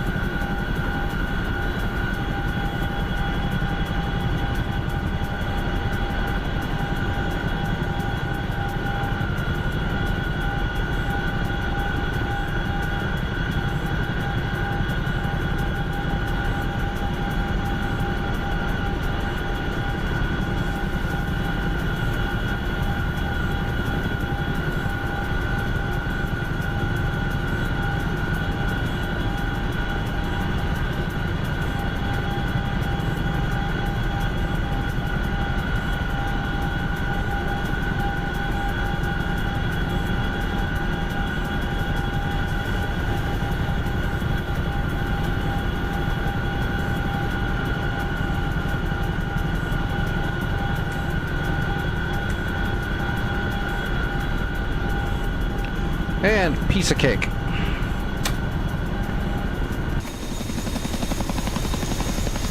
Alright, credits are redeemed. Let's see, what's everybody else doing? Mule, F-16. He already shot his shot. Looks like he's dodging a SAM. Is there still a SAM active there? Doesn't look like it. Oh, there's really not much left there.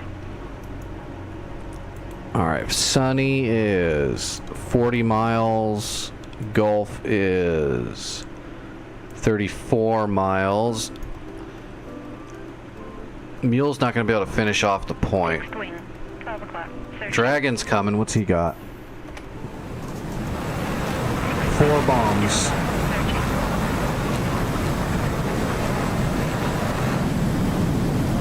That's not going to be enough bombs to finish everything off that's there. So yeah, what the hell? I'm thinking.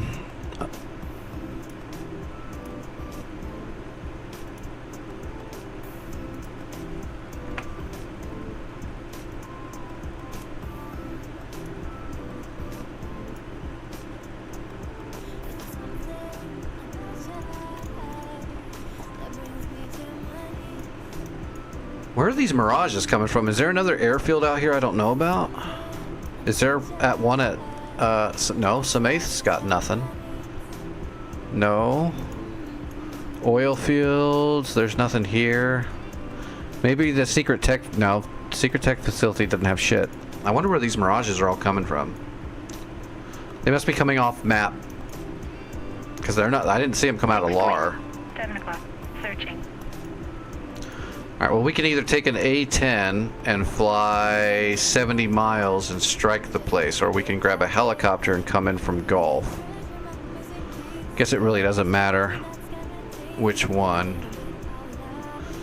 Let's do the helicopter, because then we can maybe take care of some of this other stuff.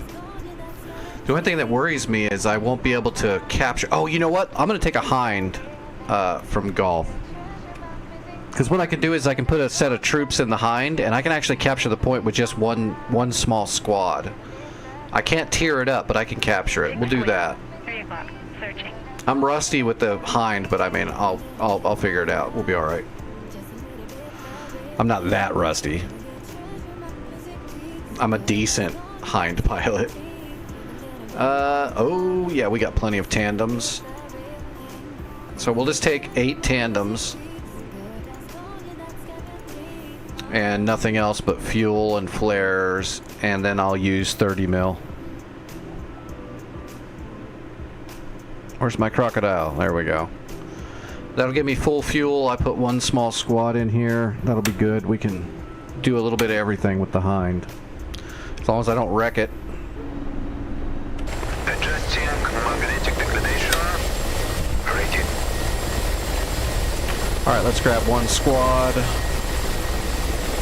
Other, logistics, CTLD, manage troops, load troops, 1 squad.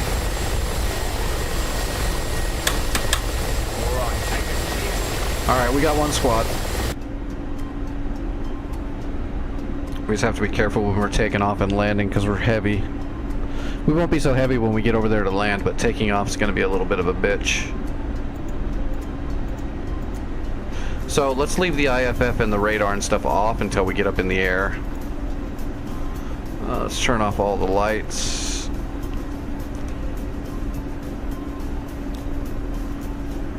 We'll turn on the weapons once we're in the air. We're saving our battery so we don't cook the generator off trying to take off.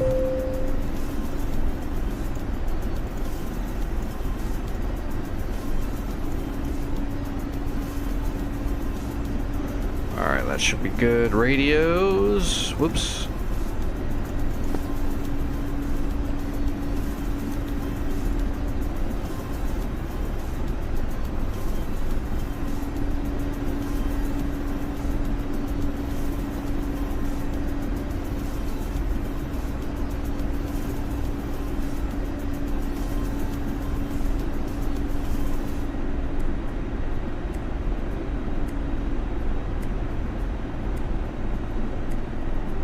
All right.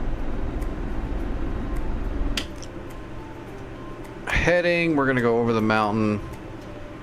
We're just gonna go straight for it. 340.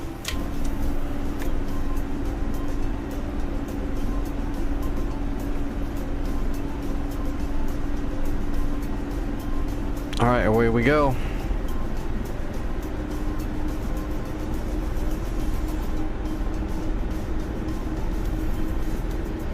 All right, gear coming up. Pushing for transitional lift. Shit, what did I say my heading was? 320 to 325.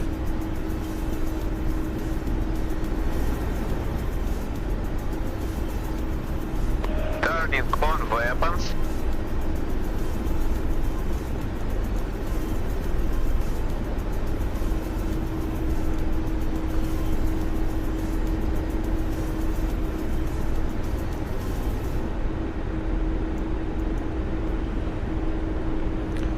Alright, now we can turn on the fan. We can turn off the dust. It should be over that hill right here that's far away. We gotta go right over the top of that one.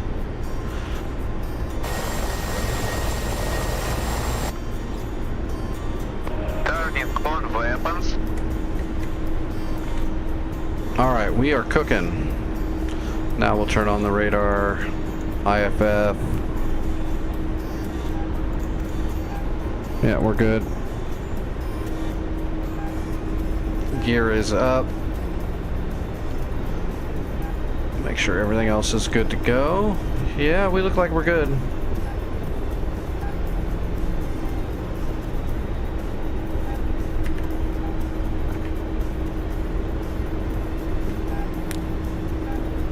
Alright, we're just gonna slowly climb the whole way there.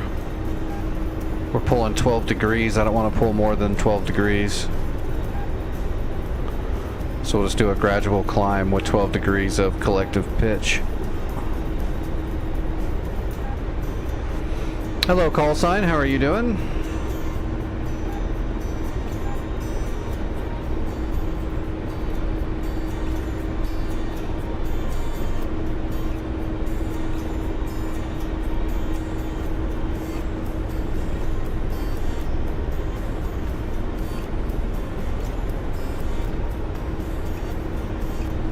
We'll leave it on slow. Yeah, we'll leave the cyclic rate low on the gun. We don't want to burn ammo. Alright guys, drop all your oh, we're dragging everybody go. Did you guys die? Did everybody die? Ooh, we lost our scout too. Let me get a new scout up just so we don't run into anything. Let me get my, give me a second, I gotta get my micro switches all set.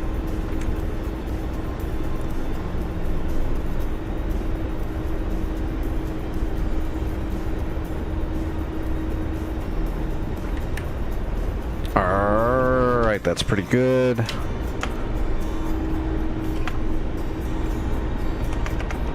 Aw, man, you're kidding me, it's not gonna let me, is it? Damn.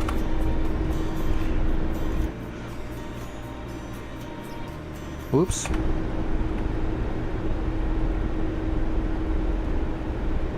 Well, they're upgraded versions of this, but yes.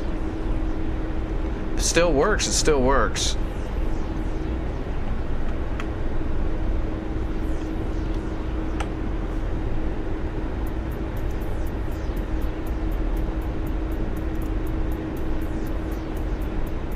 Ah, it's not gonna let me do it.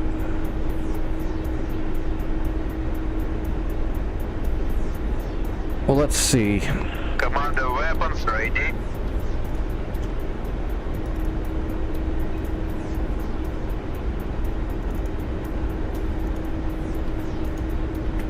Okay, I got it. Gosh, right off the top of my head, look up Chuck's Guides and look up Chuck's Guides Hind call sign. That's a good place to start. That's a catch all the information you'll need on it. And as for videos, I'm trying to think of someone that's good videos for the Hind, and to be honest, I can't think of any off the top of my head.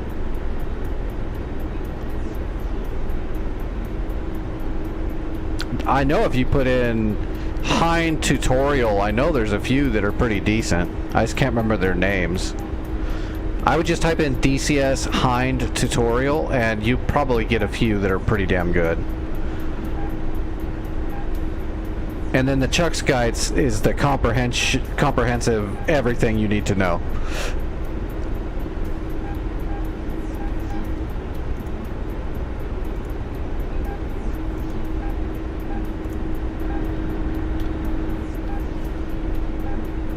Okay, I'm putting a new JTAC up over LAR.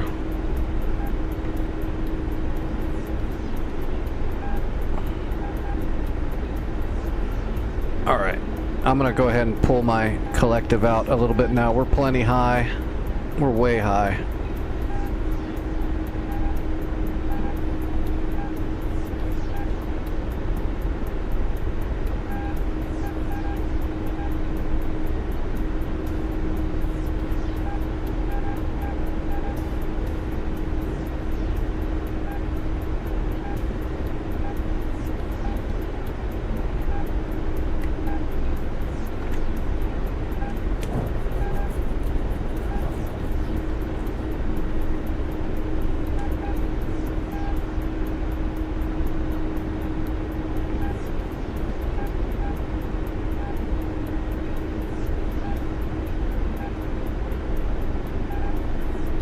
And I can help you a little bit, I guess. I mean, if you have questions, I can try to answer them.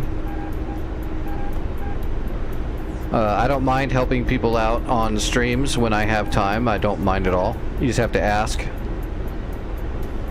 If I'm not, like, already completely engrossed in something else, I usually don't mind helping. If I can. Missile, incoming missile. Straight Oh, ahead. shit on me.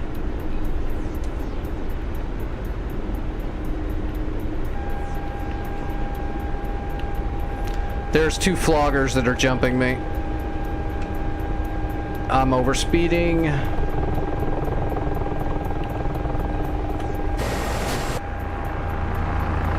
Well, there went all that altitude I gained. I'm heading for my Hawk system to see if that'll help me if I don't blade stall out.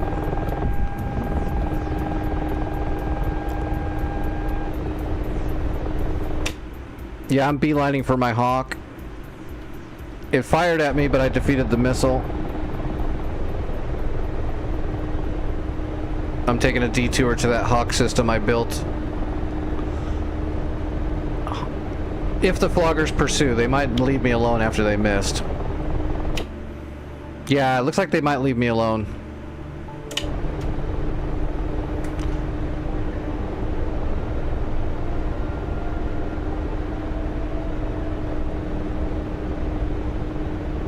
Let's see if we can get over the mountain over here.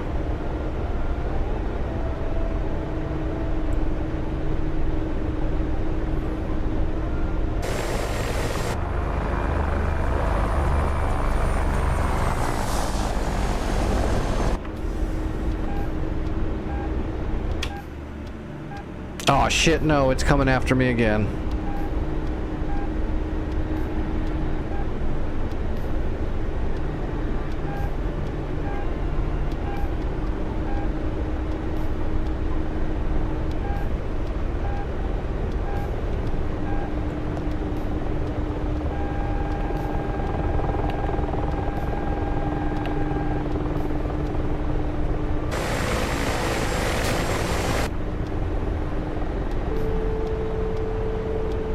Missile, 2 o'clock.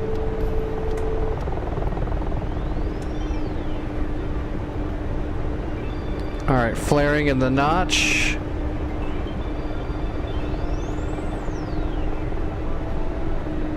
I think I defeated it.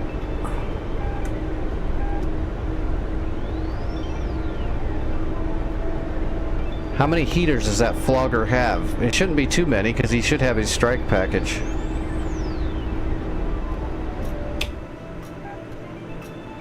Now the other one's turned around, though. Looks like my Hawk's... Is that where my Hawk is?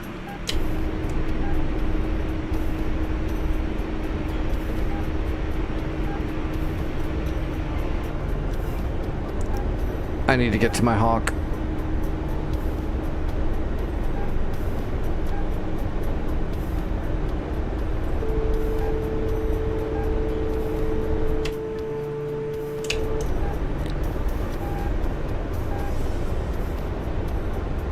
I'm pushing balls out for the Hawk.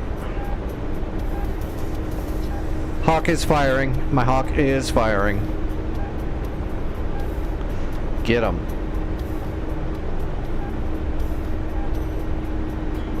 Hell yeah. Shoot him in the face. They like it. Oh yeah, they're turning away now. Oh god, there's 3 Mirages that just took off too. We've really got to finish this damn airbase off. I'm gonna head over the mountain now if it'll let me. And keep trying to get to LAR. If we can just neutralize it and I can get there and get these troops out, we can pull this off.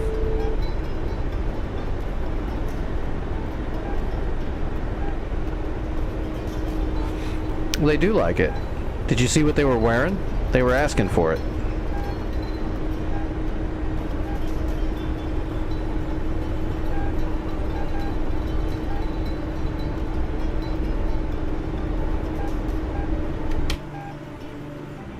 Are they gonna keep come after me? I guess they can keep trying. I'm right over my Hawk now. That's gonna shoot. Oh, there goes another shot. My Hawk is lighting them up. Just hit them. Alright, let's head over the mountain if we can. Start loading up some torque.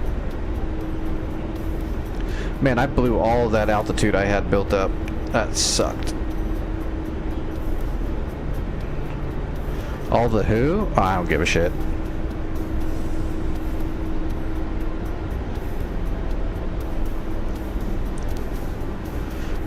Take a joke or be someone that nobody likes. It's up to you.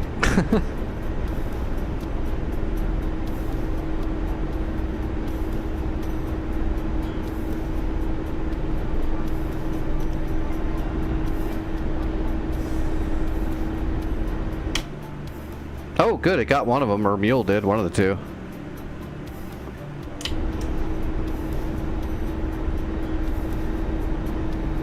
The only thing I'm worried about is that those tanks are going to get close to my Hawk system and kill it eventually, but I really don't care as long as we can capture LAR. That's more important.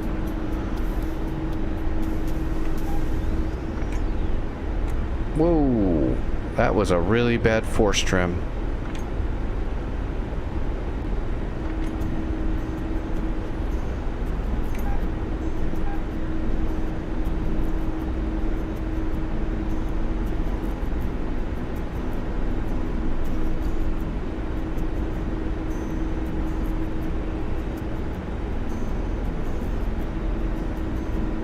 Alright, I'm climbing over the mountain. Oh, there's a Havoc coming in. That's really bad.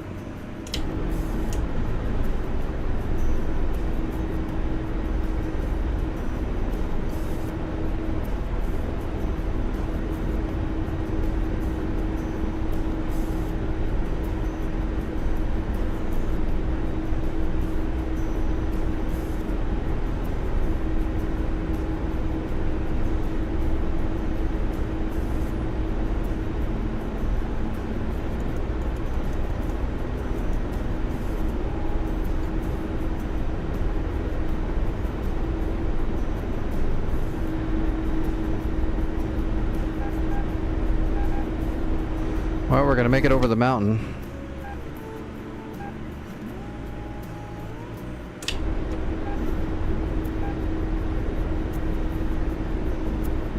Got plenty of fuel. Still got all 8 of our tandems.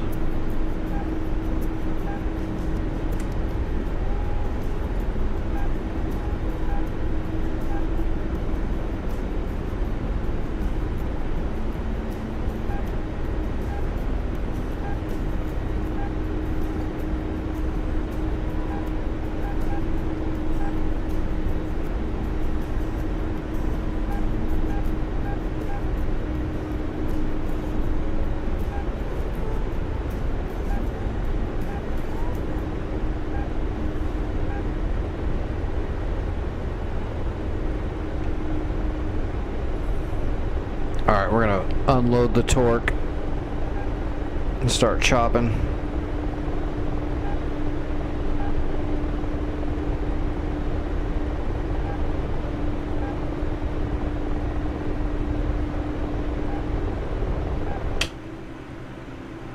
Straight over my nose, so right over this peak is where the base is. So we're gonna come around the bend this time. I don't want to come right over the top because I'm not, you know, that Shilko might be right there or whatnot, and I'll get. It's just not smart to unmask that close to them. We'll come around the side.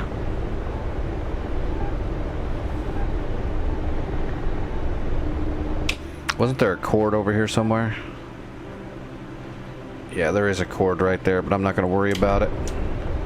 It's over here somewhere. Save all of our ammo for LAR. Everything's on LAR. We have to capture LAR. We're already been bottlenecked and bogged down at LAR, so we have to do everything we can to capture it and just leave everything else behind for now.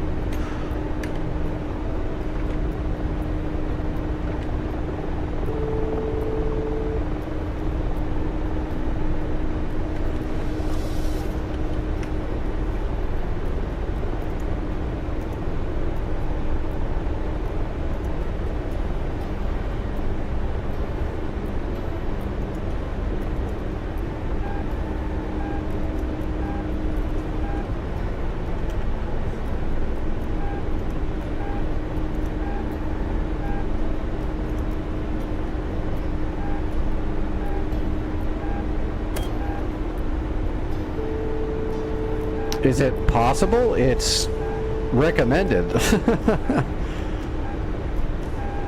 I would recommend using a full HOTAS and everything, for sure. That's what this is made for.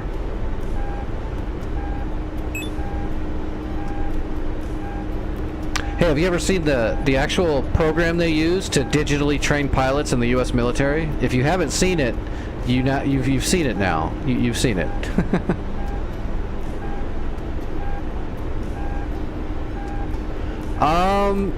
I wouldn't say it's hard, but it's mildly time consuming depending on which aircraft it is. Some aircraft have a lot more function to the HOTAS than others.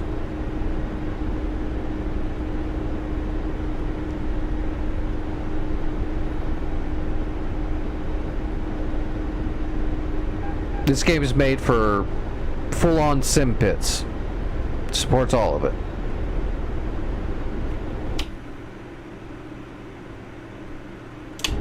No, it's all built in. For the most part.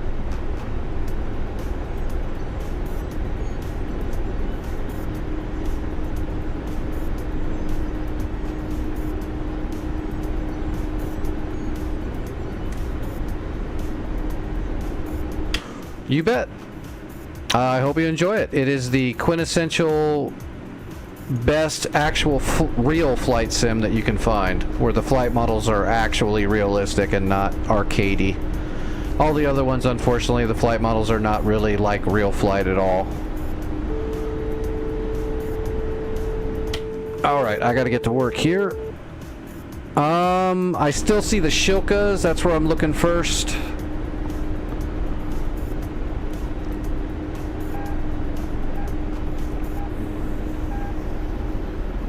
Aspects of flight?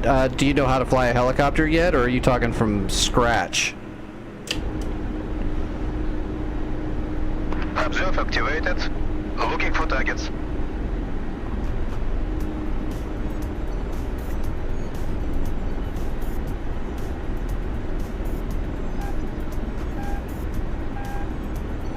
Searching.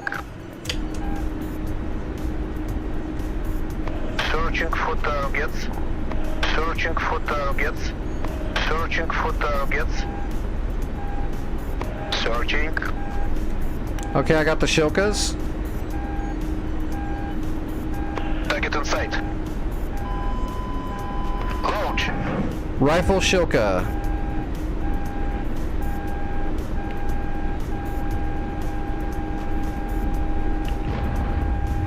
Somebody is shooting at me. Observe off. There's a jet on me. There's a fucking another flogger on me.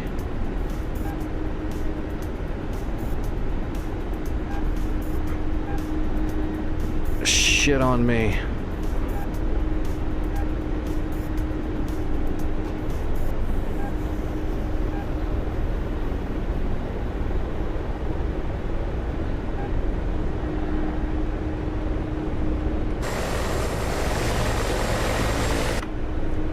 Did I get that Shilka? No, I didn't. Of course not. Observe off. He's coming back around. God damn. They just cannot let me... Alright, we're gonna have to load up a little bit of torque. Just in case.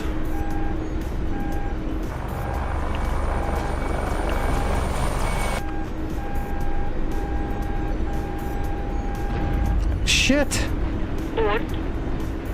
I'm not gonna be able to do this. I don't have enough cover. That flogger's got me. Отказал генератор. Yep, losing the generator. Порт 4, 3, Shit. 9. Trying to cycle. Правого двигателя.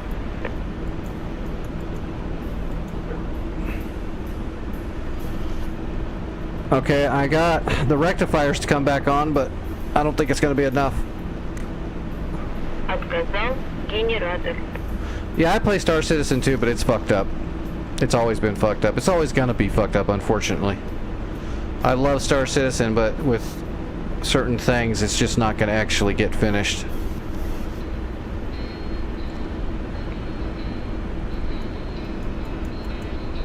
Okay, rectifiers are back on and power back on. Did I save it? Gyro's back. Am I on fire? Oh, you're shitting me. Отказал генератор. Observe on. Searching. Порт 4, 3. Well, I did save the power, but it didn't matter much. All I needed was a little bit of cover, man. They launched shit right on top of me.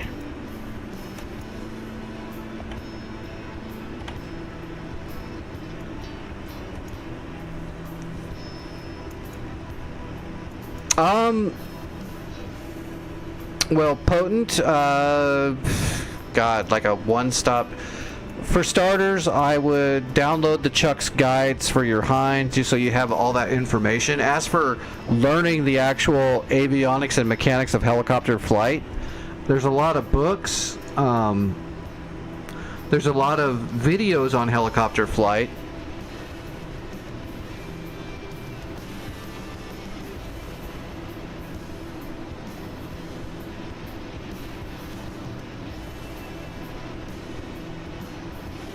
I guess that my best tip would be, yeah, get the information together and start slowly digging into it.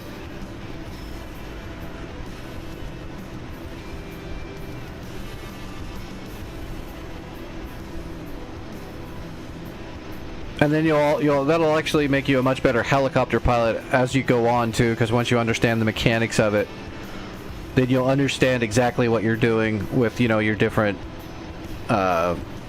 collective and so on.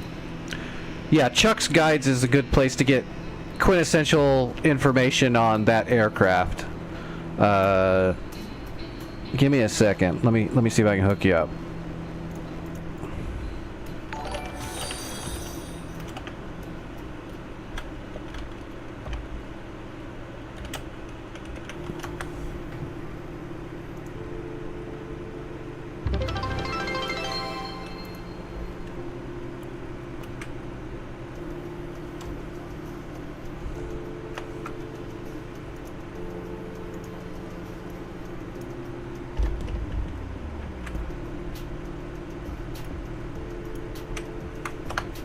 There you go, sir. Click on that, download all that.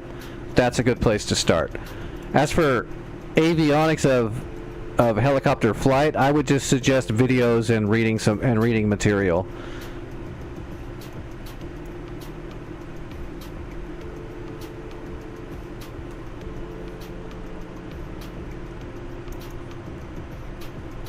Alright, you guys are doing good at bombing stuff. But I'm definitely going to need some cover to get in there to capture it. Do a stray shot hind would probably be better. AK's coming in with a friggin' Strike Eagle. Okay, I'm gonna see, is there a FARP at Sunny? There is. Okay, I'm gonna grab a Chinook from Sunny and just try to go straight there to capture it and hope you guys kill the stuff on the way, while I'm on the way. Because it's gonna all have to happen kind of at the same time.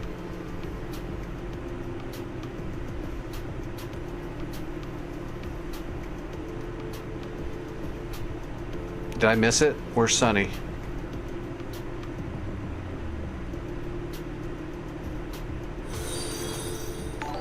Okay, it's probably a name. And it says FARP Sunny. Oh well, we'll just click on it. Chinook. Fire and rescue, because I'm gonna probably be on fire when I get there and I'll need rescuing.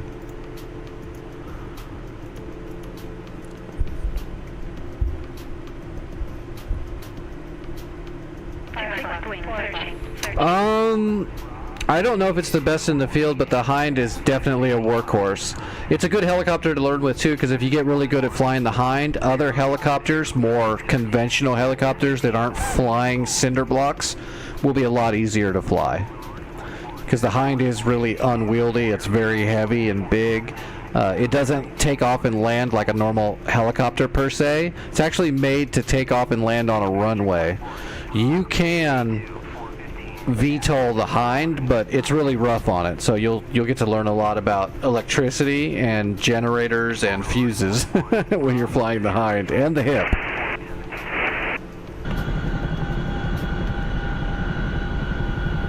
How is the learning curve? Well, Star Citizen is an arcade game about flying spaceships that have no gravity. Flying in DCS is literally the same as real life. So the learning curve can be way more severe in DCS because it's actually realistic. Like when I made that joke about, have you ever seen the US military's digital training software they use to train pilots? If you haven't, you're looking at it right now.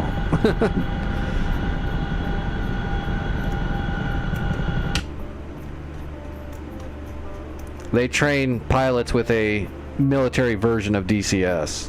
It's that good. 37. I bet you it's not 37. Fixed wing. 6 o'clock. Searching. LAR is 38.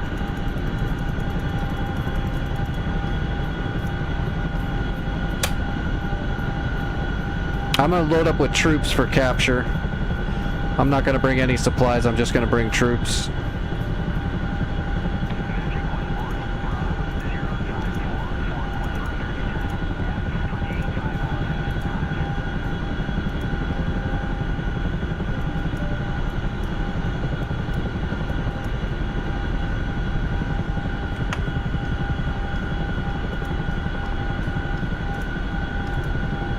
Alright, manage troops, load troops. I should be able to bring 4 whole squads, yeah. We're gonna load up with all 4. Alright, take us to the end.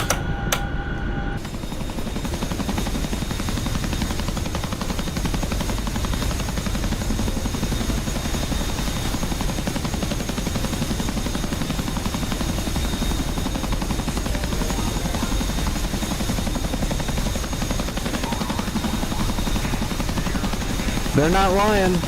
Until I got all disabled and messed up, I flew most of my life. And out of all the shit people, once I got all disabled, out of all the shit people told me about to check out to see if I could fly again and feel good, none of them worked, but DCS is actually that way, yes.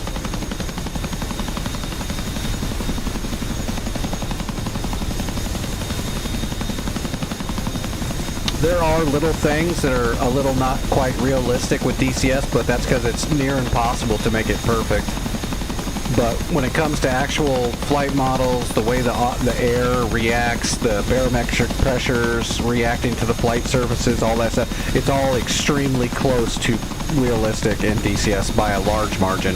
Whereas everything else is very much an arcade program that you're playing. So yeah, DCS is on another level by a very, very large margin. I flew planes and I wanted to fly helicopters, but I only got to fly helicopters a very small amount, not professionally or anything like that. I did get oh damn it. I did get to fly helicopters a little bit. Alright, I'm getting ready to take off from Sunny and head for LAR. Blow them up, boys. Kill it all. There's a friggin' frog foot over my head.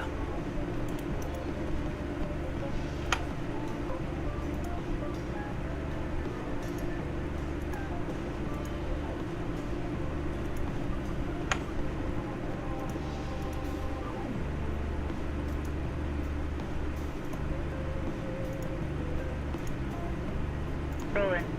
10 o'clock. Tracking.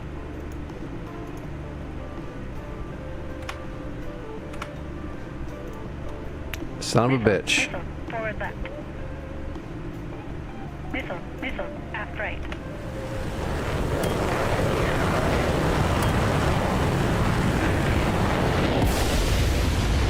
Fixed wing. 11 o'clock. Searching. Fixed wing. 11 o'clock. Searching. Yeah, North Pole. We Rolling. trying to oh, they just shit, I gotta take off. I'm just gonna have to take off and hope I don't get shot. Forward left. Come on, kill it. I'll take off in just a second. I'm trying to make sure this frog foot is out of my way. Oh, he's toast. He's toast. Okay, I'm taking off. I'll be there shortly. We're getting close to the end of the war finally, Magic. We're trying. Fixed wing. 6 o'clock. Searching.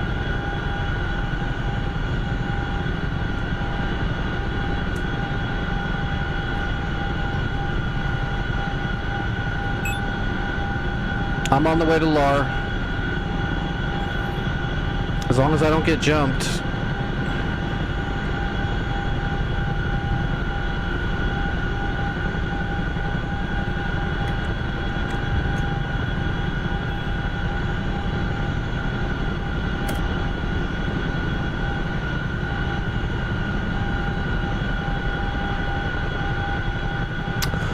Well, there's plenty of good helicopters to fly in DCS. There's the Hind and the Hip for Russian aircraft. There is the AH-64D model Apache, the SA-342 Gazelle, the CH-47 Chinook, which is what I'm flying right now, the KA-50 3 Black Shark, and the Kiowa, OH-58R Kiowa, which the Kiowa would be like, if you can fly the Kiowa, that's basically every news helicopter and every like police helicopter and every traffic jam helicopter in the United States are civilian versions of a Kiowa. So it is the most standard helicopter model, small engine. It is a quintessential everybody helicopter. It flies just like a Robinson, 12 o'clock. Searching. and I can say that. 10 o'clock. Searching.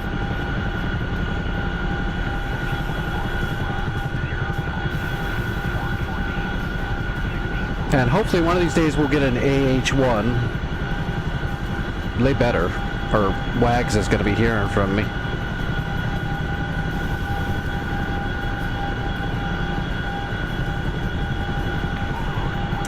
Alright, I'm going to start picking up speed. I should be able to kind of go around the mountain so I don't have to climb. I don't want to have to climb too high in the Chinook and then come back down.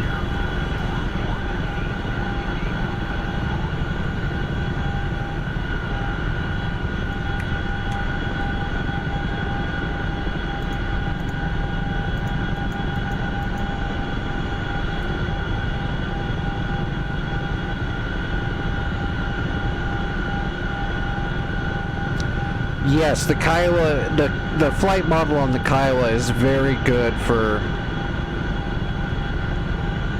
generic civilian flight model for sure. So is the Gazelle, except the Gazelle is gonna be, it's European, so it's reversed. The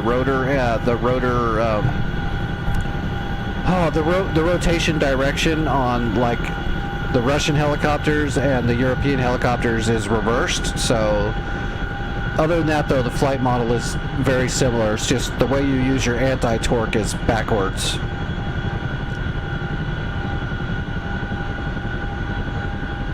But the Gazelle and the Kiowa are very good for learning just basic helicopter flight. There's also a UH-1H Huey, but it is gonna be really rough because it's a double blade. It's just a 2-blade rotor. It's very unstable. There's no AFCS, DAFCS system, so it flies really raw and it's really unstable. So it's really fun to fly, but if you're trying to learn how to fly helicopters, the Huey's not exactly the best one to just fly because it's its own beast.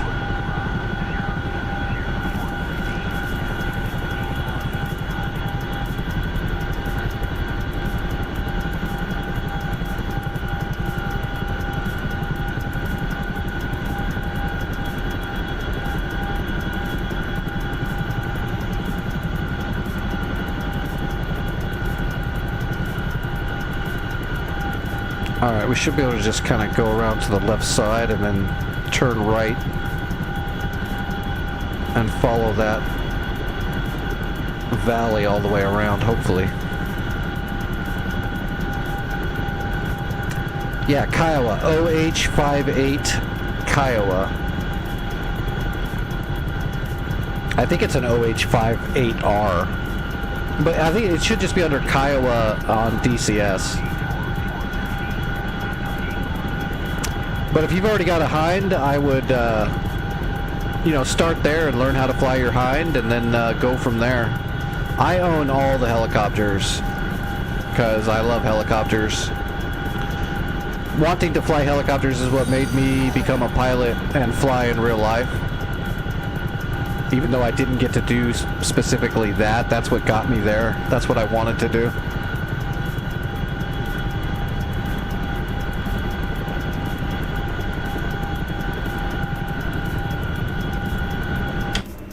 Okay, that's a friendly.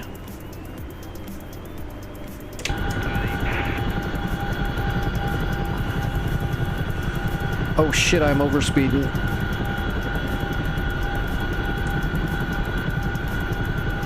I gotta pay attention to that. If I get halfway there and blade stall and wipe out, that would be silly. That's usually one of the hardest parts, especially in military flight. Getting task saturated is a real issue. I can tell you the exact same thing I was told when I was a little kid when I first started learning to fly, and I tell to everybody else. When you start learning how to fly, slow down, learn things at a time, not all at once, and whenever you're learning how to do stuff, just be calm and slow down. Actively slow down. Don't try to speed up. A lot of people try to learn how to do things fast, and it's a gigantic mistake that'll get you every time. Slow is smooth, and smooth is fast. Do things correctly and calmly, and you will do them faster over time automatically, and you won't even realize it. If you actively try to do things faster, learn quicker, you're screwed. You may think you're the special one that can learn it and do it way faster than everybody else, and I can tell you right now, you're wrong, and you're gonna fail. So the biggest thing I can teach anyone is slow down. Don't learn every system at once. Slow is smooth, smooth is fast.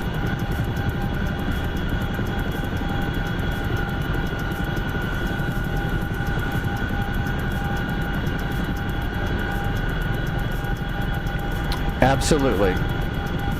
You become as fast as you're going to get naturally as you just do it and get better at it naturally. You don't push for speed. When it comes to aviation, especially military aviation, it's not about speed. It's about precision, which means you have to do things properly or else you're going to mess up. Especially when you're learning. Your best friend is a list when you first start learning aviation. Lists are your friends. And not trying to learn everything at once or in weird orders.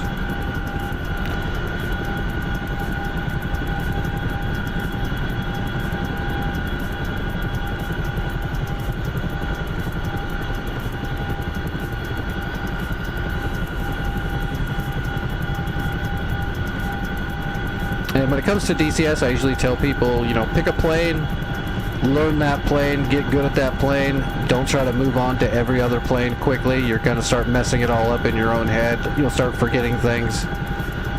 Start with a cold start, learn how to turn it on properly, learn how to align it properly so the systems work, then start learning how to taxi, take off, land.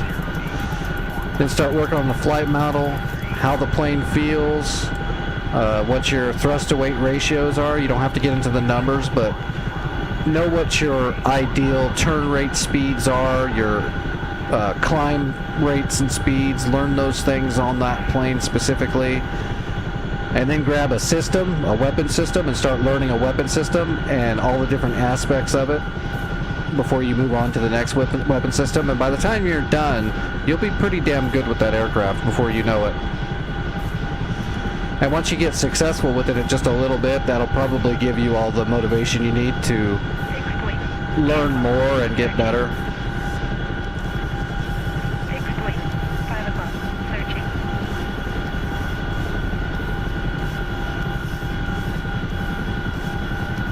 Fixed wing, 6 o'clock, searching. Well, right, but helicopters have the same helicopter. You need to learn what the blade stall speeds are so you don't lose your control surfaces during flight. You need to learn what your limits are for voltages when you're taking off, so you don't stall out your generators trying to take off by weight. A lot of little things like that. For the most part, you don't have to worry about that much technical stuff, except for the Russian helicopters have a issue with that, especially if it's cold. But eventually you'll pop a generator and you'll start figuring it out.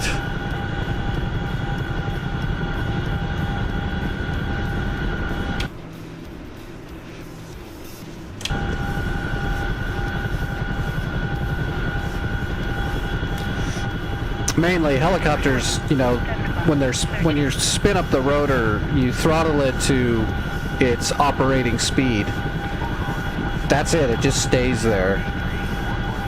So you're not messing with the throttle in a helicopter. It's at max operational speed, and that's where it stays. And what can happen is at that speed, that's when it's spinning enough for your generator to generate the power to run all the systems. So if you do something that overstresses the engine and the RPMs dip just a little bit, that can pop your generator, and then you start losing system and powers. Or power and systems, I should say. And it's really prominent on those Russian helicopters that have a lot of toggles and a lot of fuses. Yeah, if you get a flicker, it's because you're probably pulling too much power while you're trying to take off in a hind that is meant to be taken off from a rolling start, like a runway, because it's a big heavy bitch. So it can be really easy to blow your generators when you're trying to VTOL a hind or a hip when you've got a bunch of weight in it.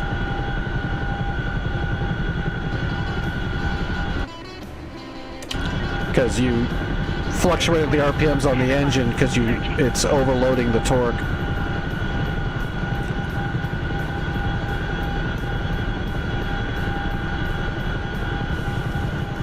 So you got to get transitional flight fairly quickly in those Russian helicopters. They're not helicopters that you just sit around and hover in. Can you hover in them? Yes. If you're at full weight, should you? No. You shouldn't.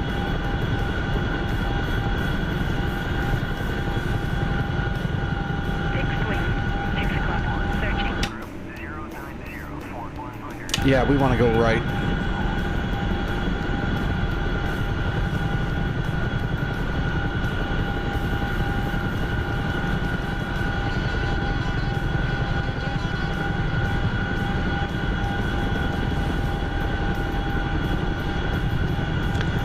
Well, the Chuck's Guide is going to have a lot of the real information in it, so that'll help you out a ton. And it references to DCS to show you pictures of what it's talking about, so that you can see it directly from what you're looking at. So Chuck's Guides are going to be the best for all that. I don't know if it has every single little thing. You're going to learn a lot on the way too, and from talking with other people. But Chuck's Guides is, like I said, it's the quintessential information on whatever aircraft. If there's a Chuck's Guide for one of the aircrafts you want to learn, then you should download it. A lot of work goes into making those guides with all the information, so...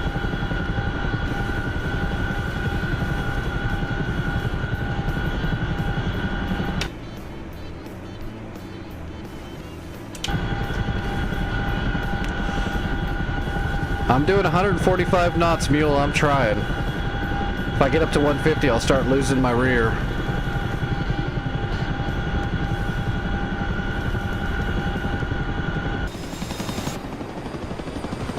Fixed wing, 10 o'clock, searching.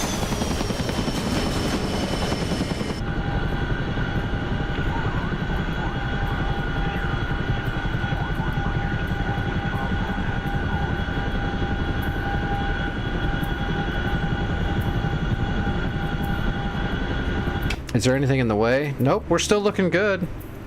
Hey, if anybody's bored, there's some armor heading down that canyon trying to kill my Hawk system I built. It wouldn't sadden me if you dropped some bombs on them before they get to that Hawk system and kill them.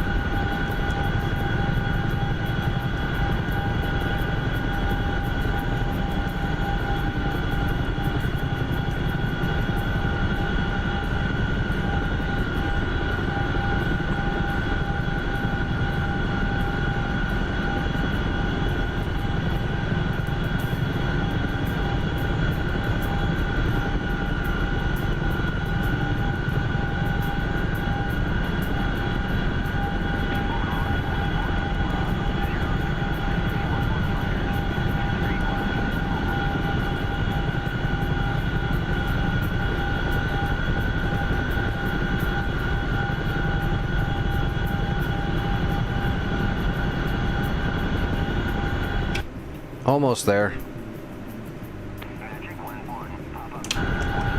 There's also there's an NPC Chinook that's coming to LAR as well, that's going up that same canyon, so if we don't kill those tanks, they're gonna attack that Chinook too.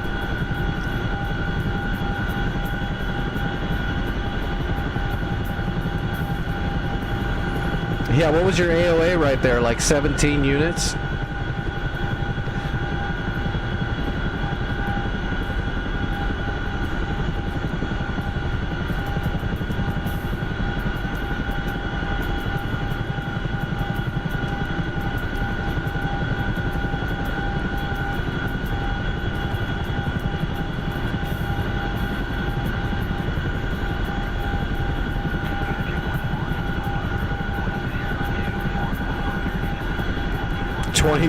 Yeah, that stall warning is gonna go. It's gonna go batshit.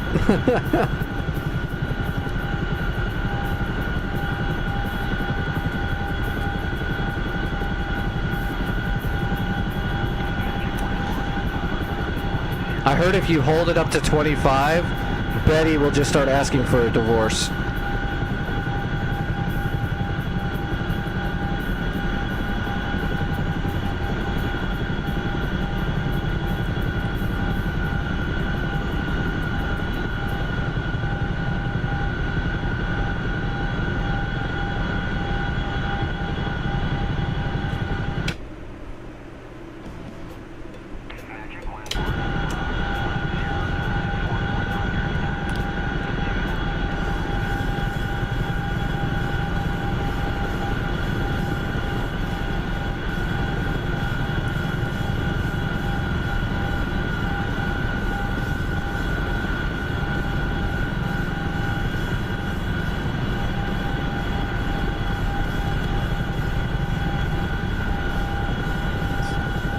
Tally Lar Airfield.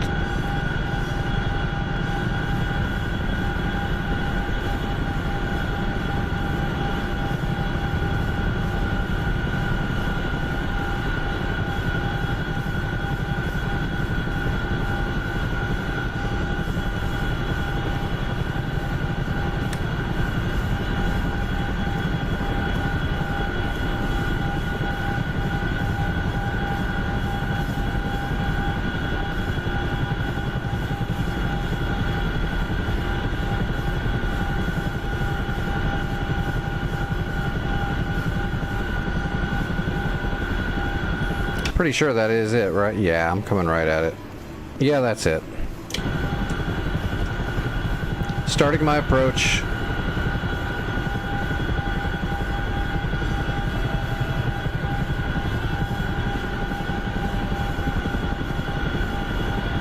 If you're coming in to land on the runway, I'm gonna be on left side.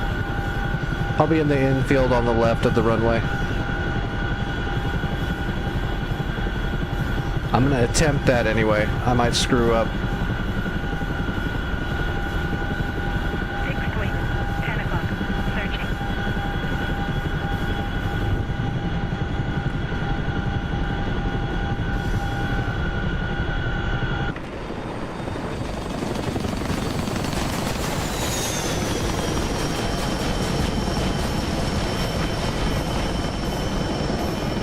Fixed wing, 10 o'clock, searching.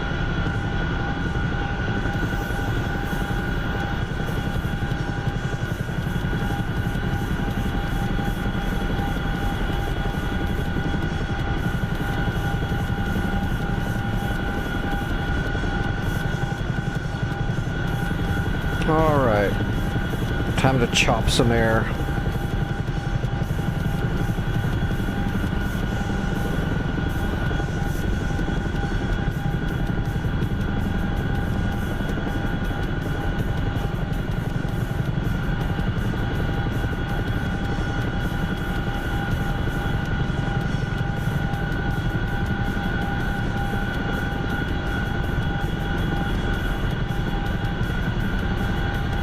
Sought after? I couldn't tell you what the most sought after jobs are right now. I've been out of real flight for 13 years now, I think. It's been 13 years since I got all mangled and messed up. And I've only been living outside of the hospital and able to try to have a life again for the last 6 years. And I've only been flying in DCS for about a year and a few months, so I have no idea what the most sought after jobs would be. I mean, most of the people that I know or have known that had crazy jobs that paid really good money, they kind of fell into them. They didn't seek them out.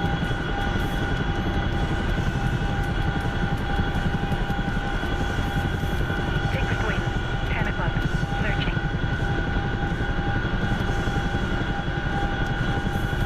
Alright, let's land in the sand.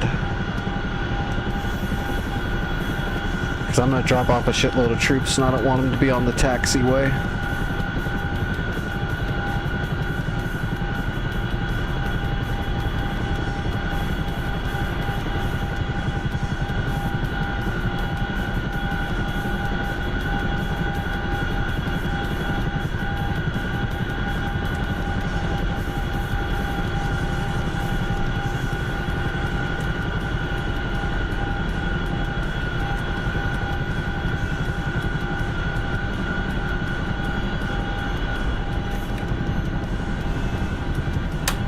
Alright, opening up.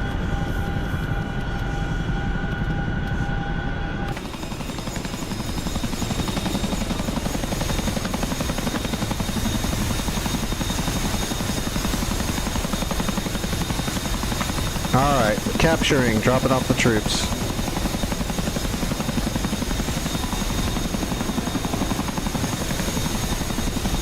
Alright, everybody off.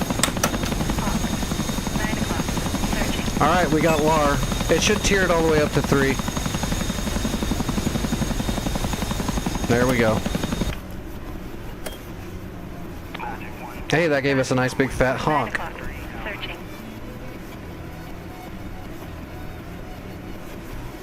Oh, those tanks are getting real close to that honk system.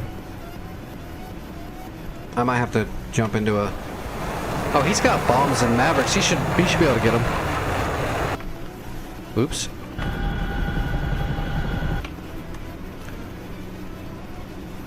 Amish 1-1 should be able to take care of those tanks, it looks like.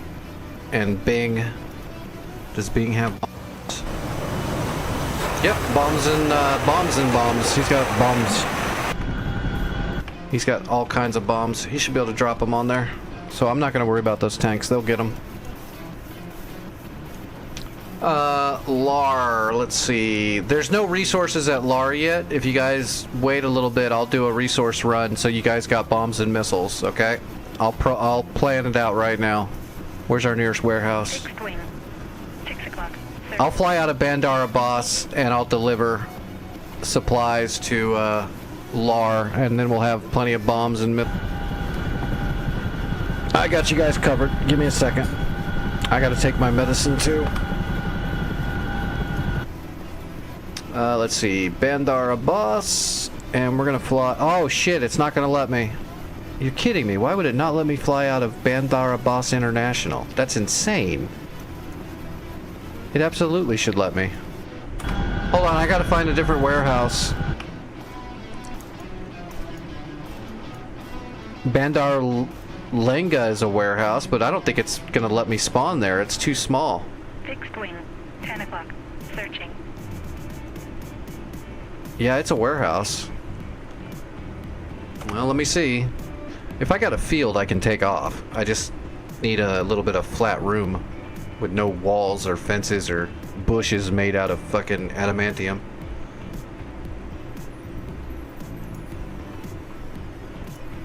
Nope. I can't launch out of Bandar Lenga either. Where's another warehouse? Charlie is a warehouse. Charlie is not a airfield. I might have to come out of El Manhad, it looks like.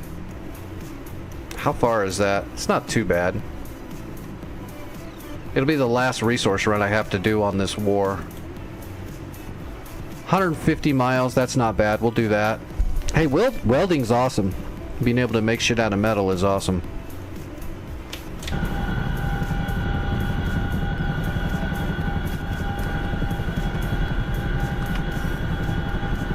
Alright, El Manhad. Okay, yeah, it'll let me grab my Hercules here at Manhad. It's just gonna be a little bit of a flight.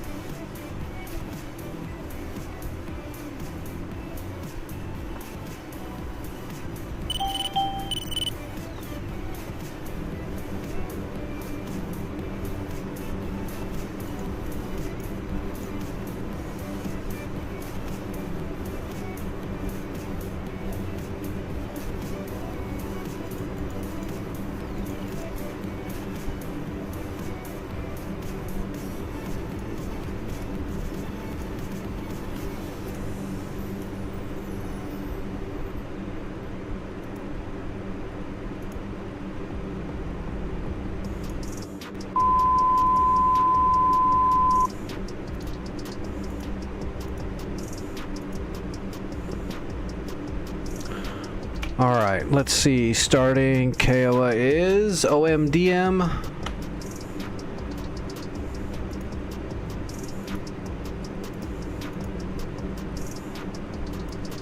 OMDM, got it. Our ending airfield, we need a code.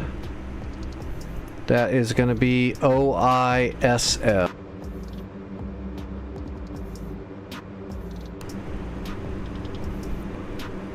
Alright, OISL. Got it.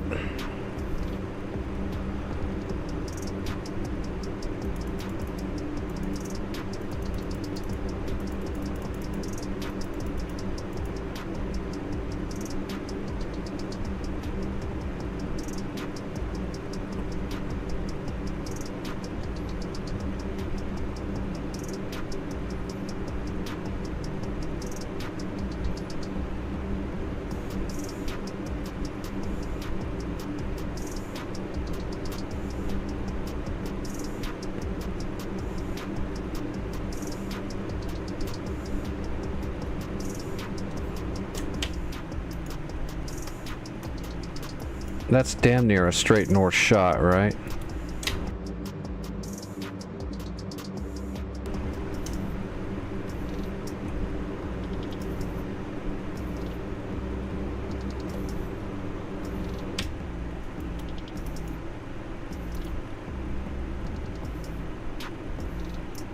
That's weird. That doesn't even look like the correct spot.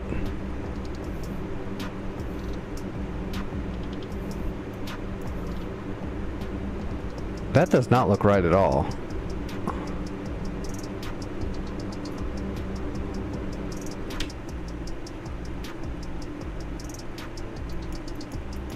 The code is wrong. OMDM. OMDM.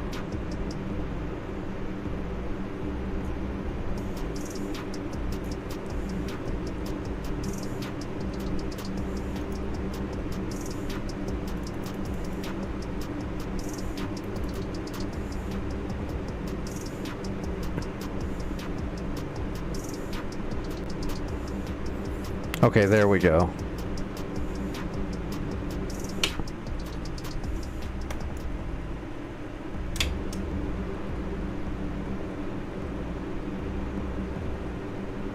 Alright, let's go to legs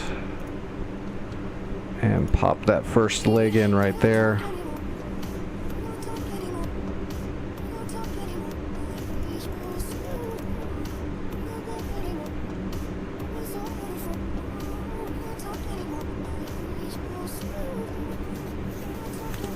Tush. What is the name of this town anyway? Shanren. And this is Luti. So Kur, Sharin, Jadid, and Luti.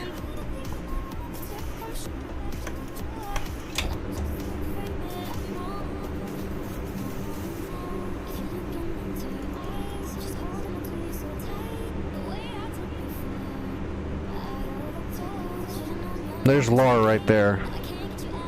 So that's Lar runway. Let's put another one right there.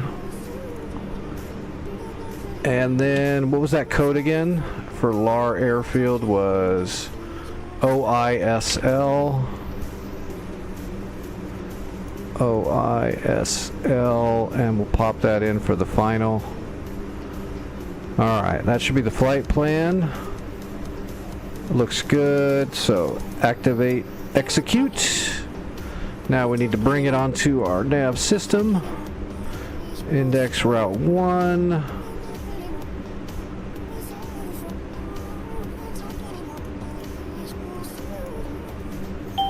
There we go. Alright, we got a flight plan.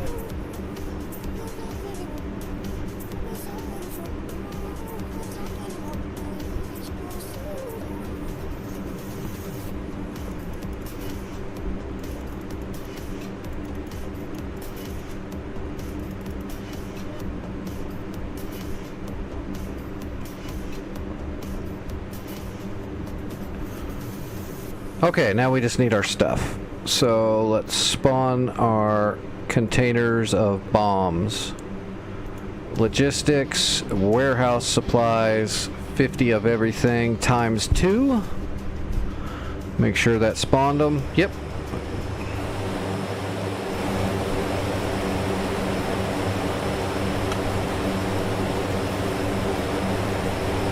Alright, opening the doors.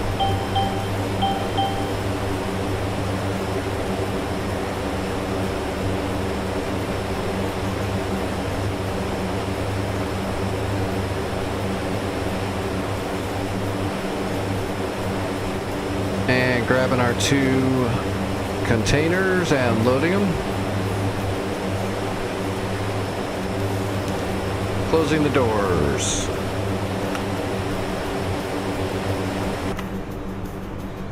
Alright, we're about ready to do this.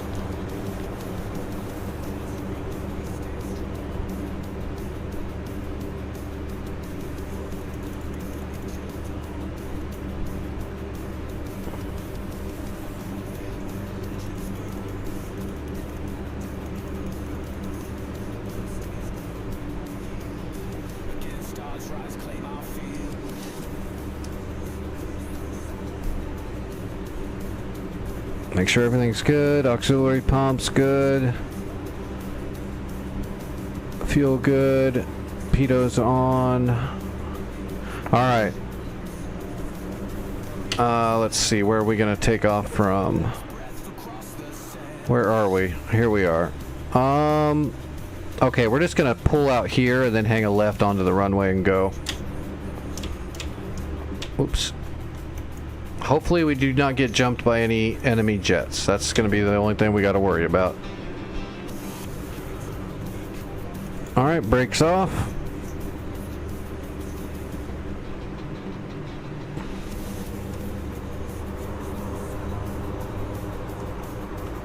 Request takeoff.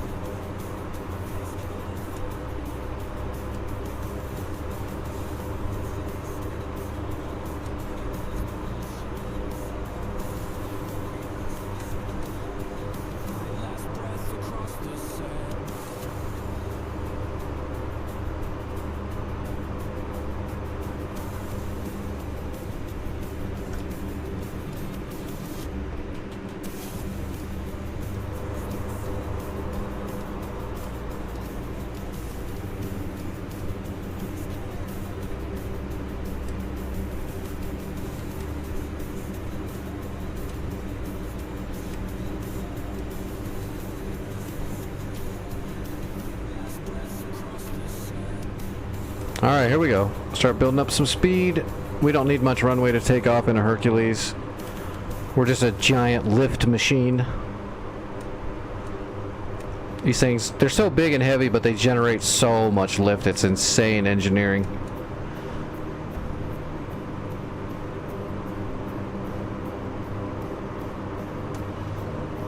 Alright, rudder. We have rudder control. The tiller's locked. We're already generating lift.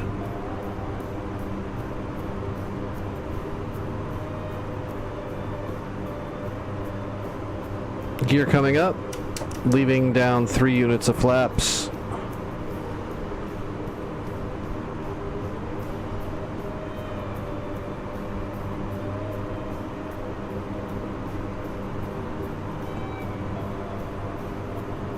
All right, we're flying.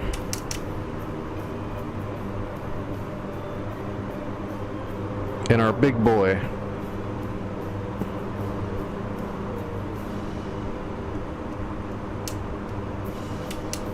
Alright, flaps coming all the way in.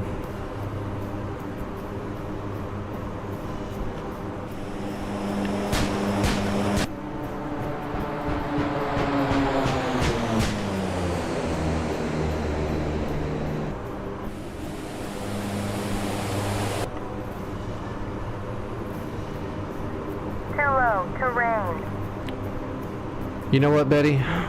Shut up. Daddy's working.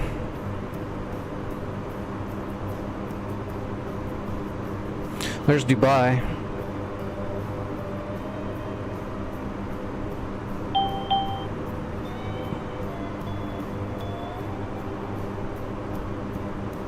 Alright, we're gonna head north.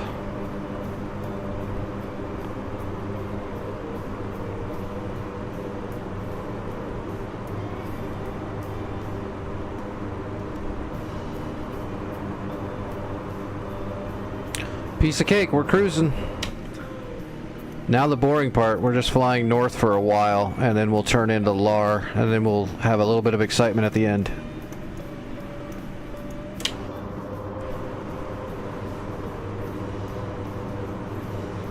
Which it's not very exciting, but it's definitely fun flying these big-ass planes, but they're not, nothing exciting is going to happen unless landing is exciting.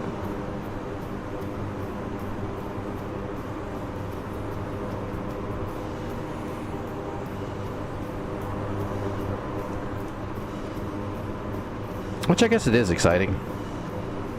It's more exciting when you have to land and take off in a field.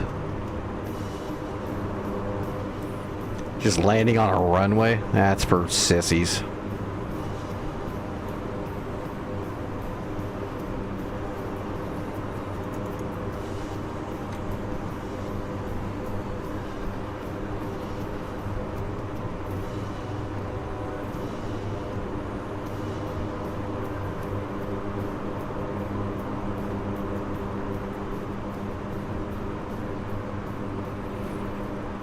there's big old Dubai International Airport.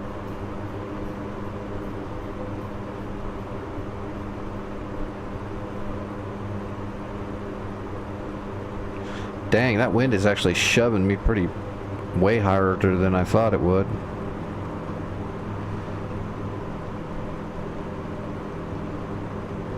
We're actually skidding a little bit.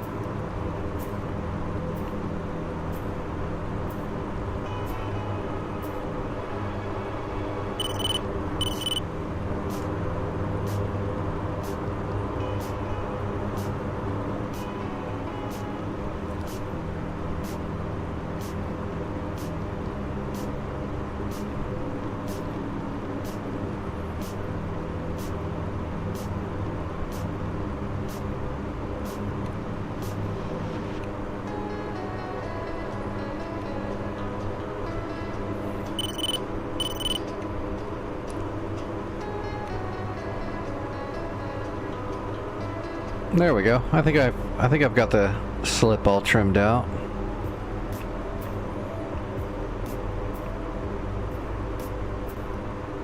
Yeah, looks good.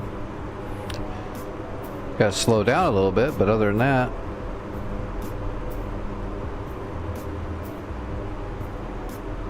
we're all set. Large traffic, Dagger 1, taking active runway 09 for departure.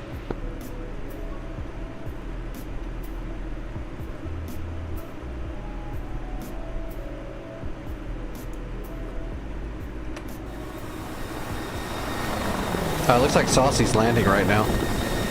Maybe.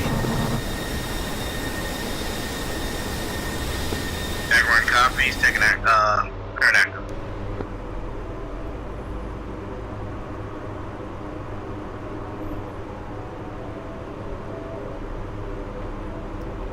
Oh, I did have it all trimmed out.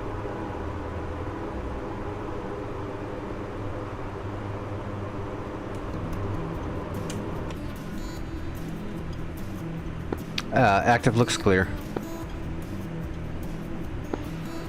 Large traffic, Dagger 1, taking active runway 09 for departure.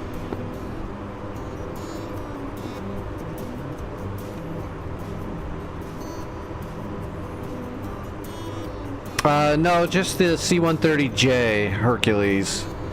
So you can do transports, you can do carps, you can drop a Moab, but they don't have the gunship. I don't think, as far as I know, they're not doing the gunship that I've heard.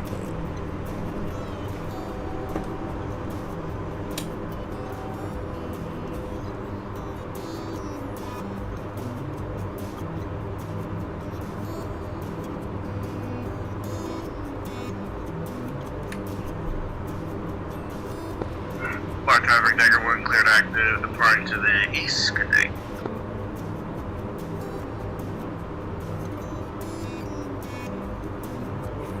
Alright, we got 130 miles to our leg turn. But when we get to that first leg turn, that's like the end of the flight, because it's just 2 turns to final.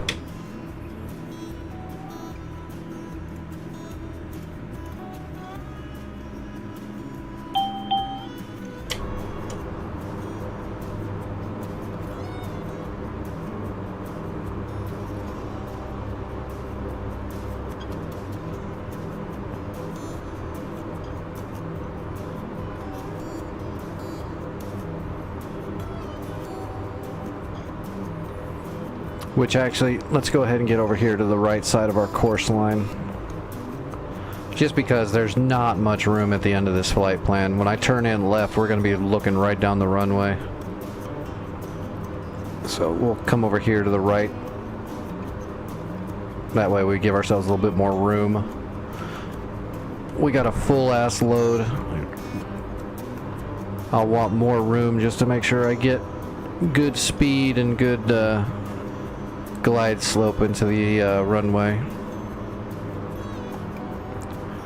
We're gonna have to make sure everything's perfect on the way in, just because the runway's pretty short and we're pretty heavy, so we just want to make sure we've got room to make sure we come in real good and light.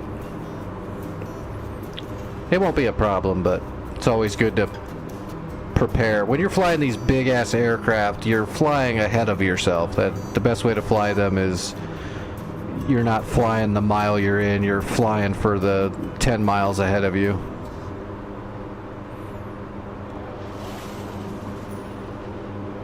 Oh, gyro got blasted. What happened? Oh, Fulcrum's coming in off map from the north.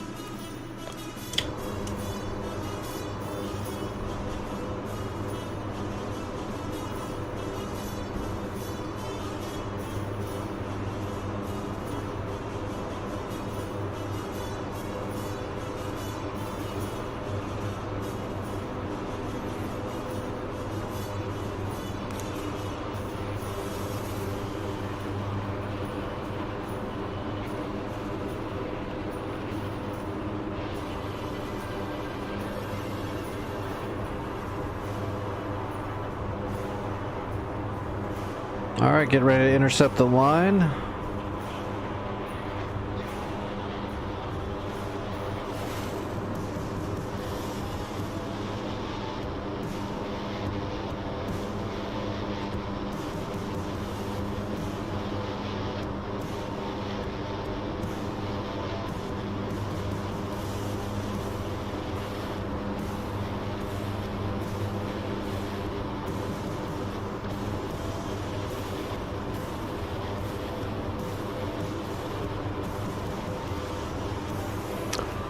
If you like transporting, like I love it because I play on the hardcore North Pole servers where you have to move resources. It's not a magic button where you capture an airfield and there's just an infinite bombs there. You know, you have to actually move supplies to the airfield. So I love it. It's great. If you're on like a more of an arcadey server though that doesn't have all that, you might not have a whole lot of use for it.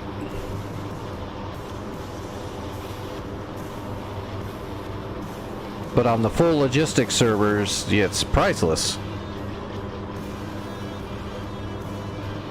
What would take 10 Chinook flights I can do in a single flight?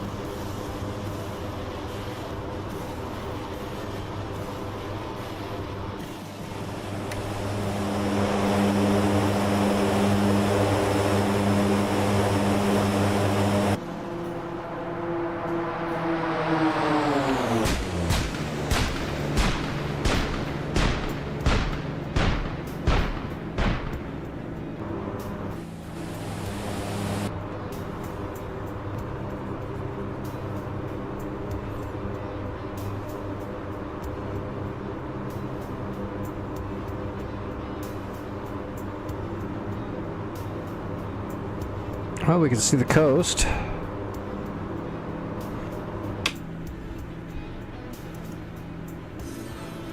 So basically our flight plan is going to take us right up here, and then somewhere a little north of Sunny we'll turn left and come straight into Lar. Hopefully, I kind of winged that flight plan a little bit. 106 miles to the next leg, then 17 miles. Well, I guess it's still 36 miles on the final.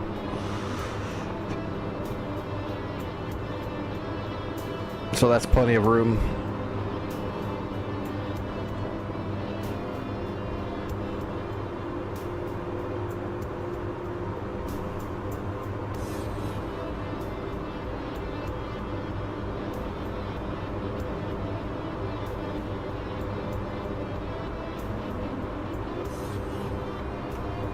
I thought it was a little bit closer than that. I thought it was like 17 miles, then 6 miles.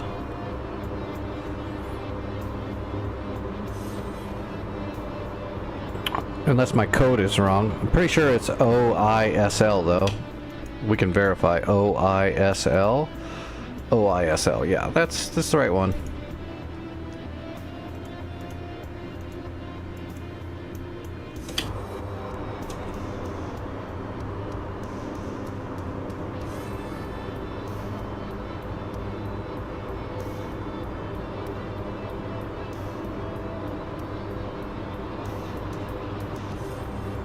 $100 miles. We're making good time.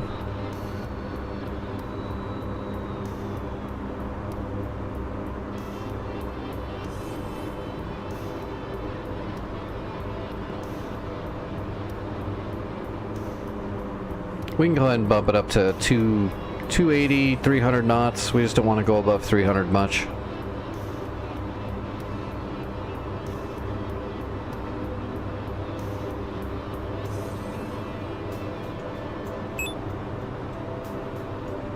Nice. You guys are on the move.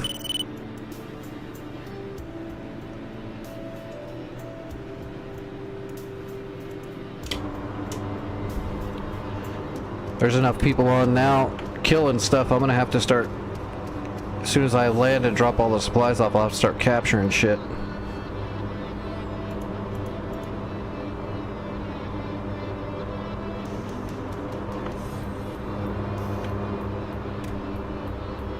Oops.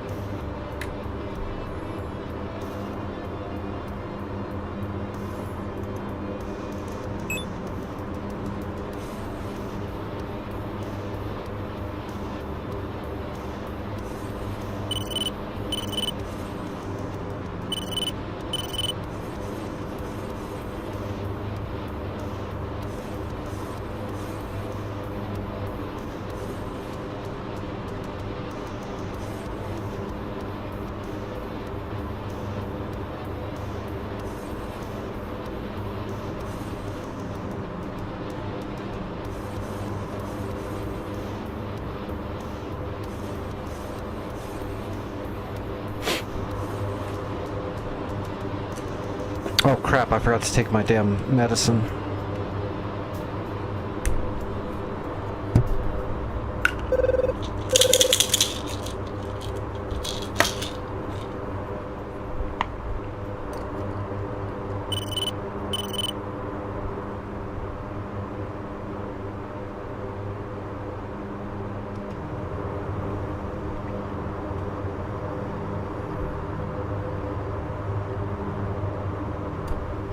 Okay, medicine is down.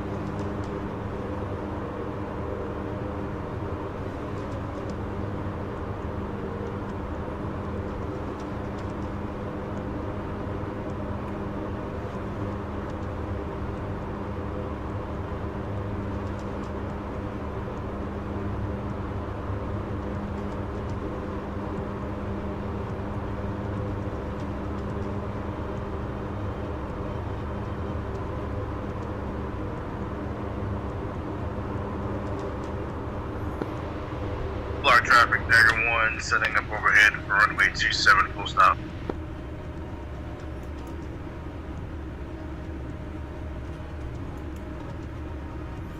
Ah, those T-55s did kill my Hawk system. That's alright. It did shoot down some planes for me.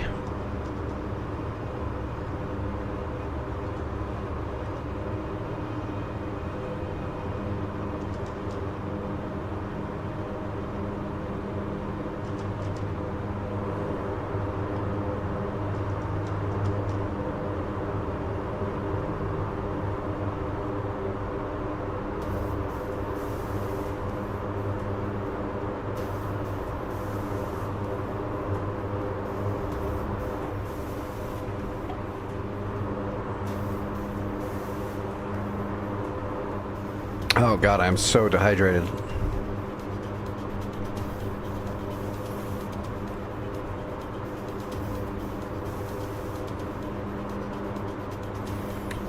Alright, we're almost over the channel. Or, yeah, we're almost over the channel. You can see we've already come like 80 miles, so...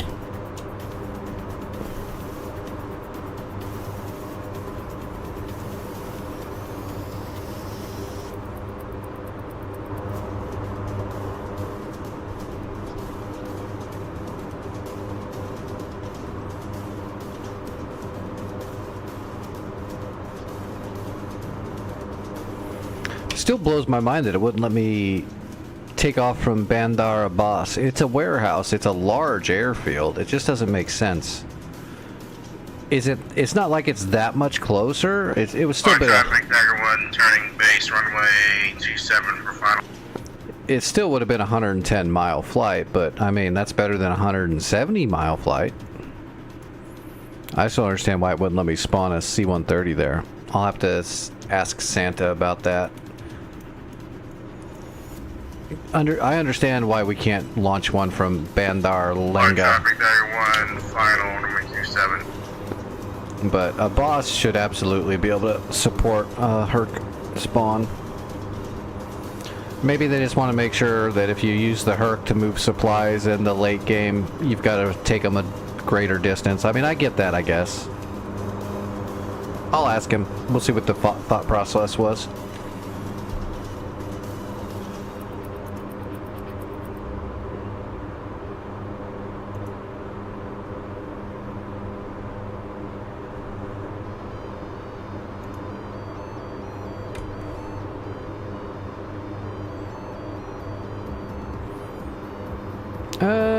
We might have to climb a little bit.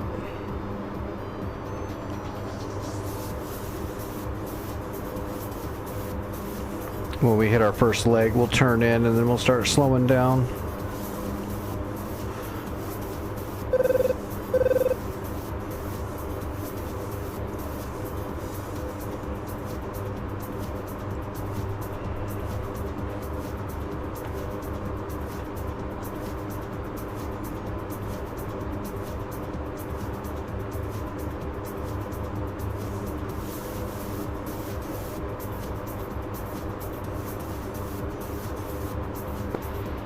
Traffic, Dagger 1, cleared active, runway 27.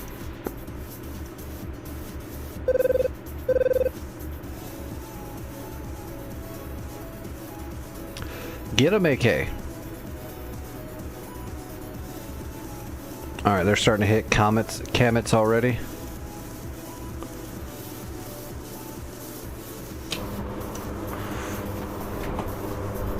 Ding.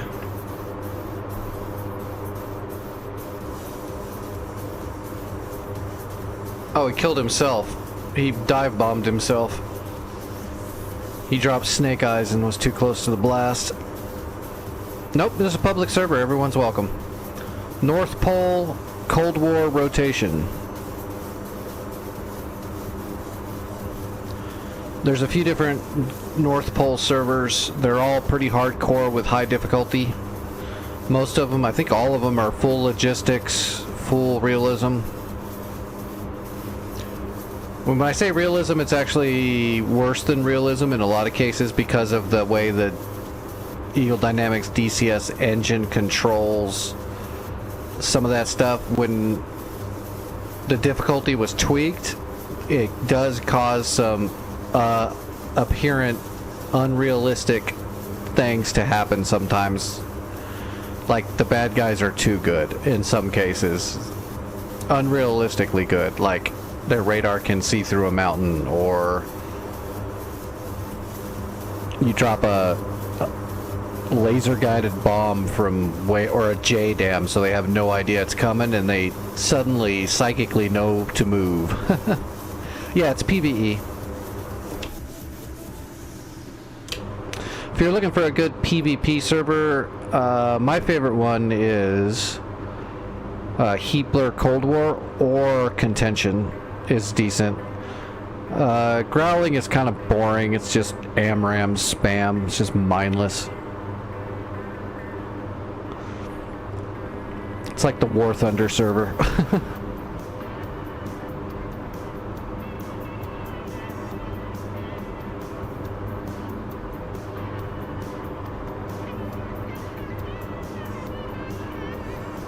Yeah, Heapler's awesome. Especially, Enigma's was good. Heapler has made some changes to it to make it even better.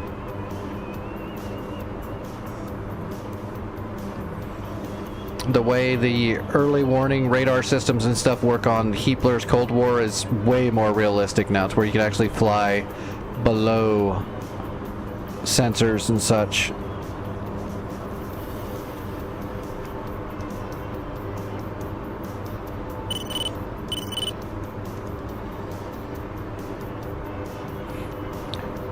When War Thunder players try DCS, are you ready, Tammy? I don't think I ever saw that meme.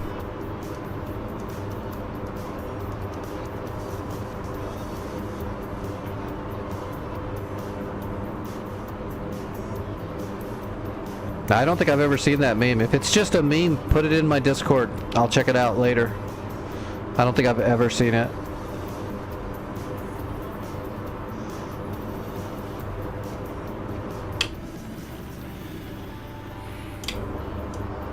"36 miles to our left turn." What is this big ass? Oh, that's not a... that's just a berm.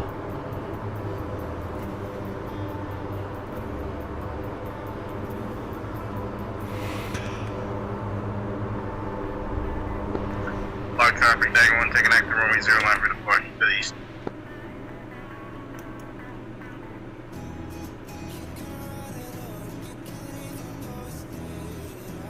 Oh, damn it. I'm gonna have to run to the restroom as soon as I can land this. Hopefully I can get there in time.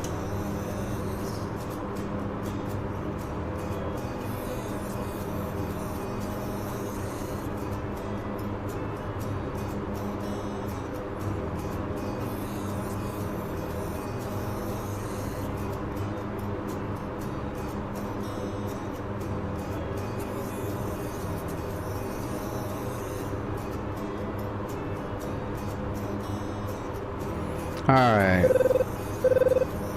Tally leg 1 turn.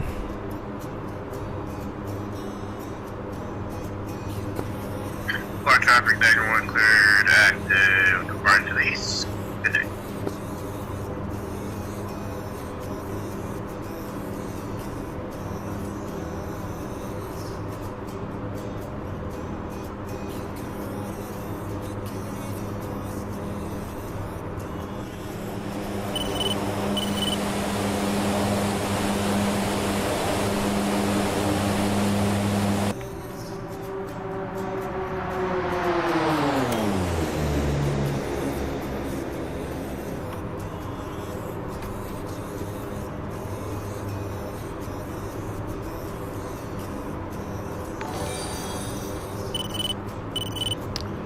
Hey, Buns, thank you for the follow. I appreciate that.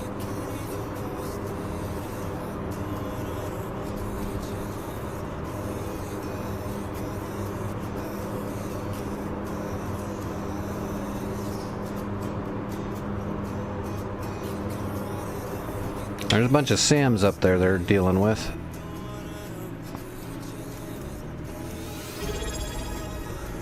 Let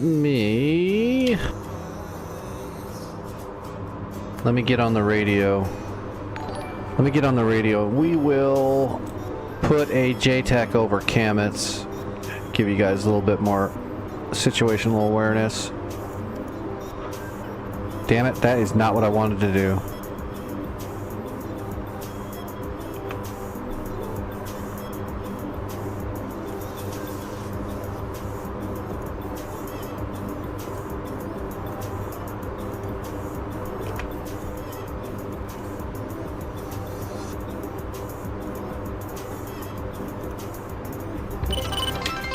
Alright, where's the other one? Hey, thanks for the Prime sub. I appreciate that even more. Thank you very much. That's awesome. See, they're working on oil fields. I'll put the other one over to Bear. That way, everybody over on the east side that's fighting will be able to see that.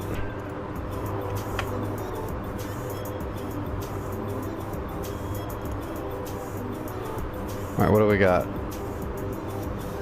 16 miles to leg 1 turn.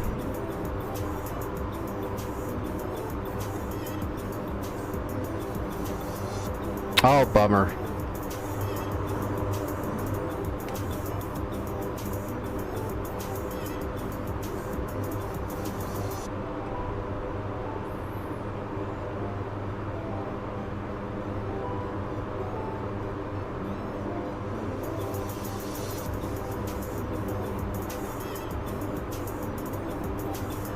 Ah, yes, nothing like strapping a normal person into your aircraft and hoping to God they don't puke everywhere.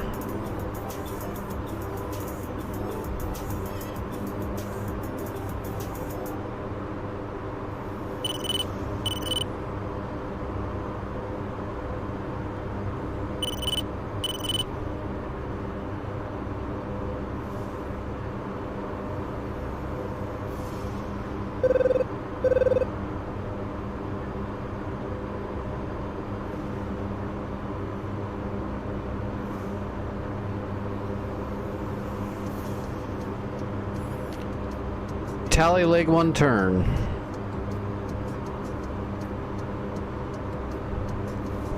Hey, what's going on, Vic?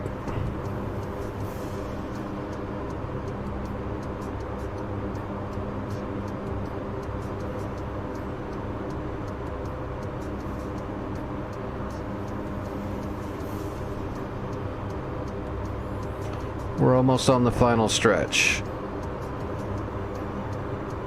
Ooh, Gyro got killed by a Tunguska. That's rough.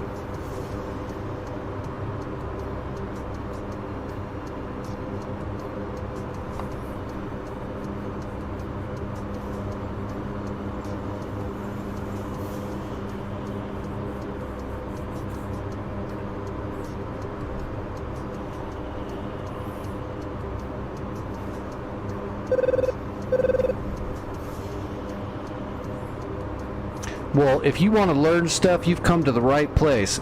Put all your questions to Vic Vandal. He knows everything. If you have any questions, that's the guy you want to talk to.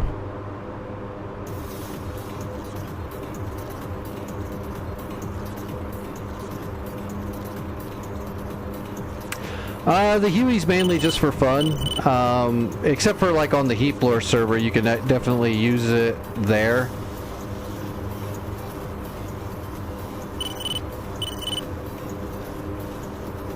Outside of like the Cold War servers, though, it's not that useful, but it's definitely fun. It's an experience.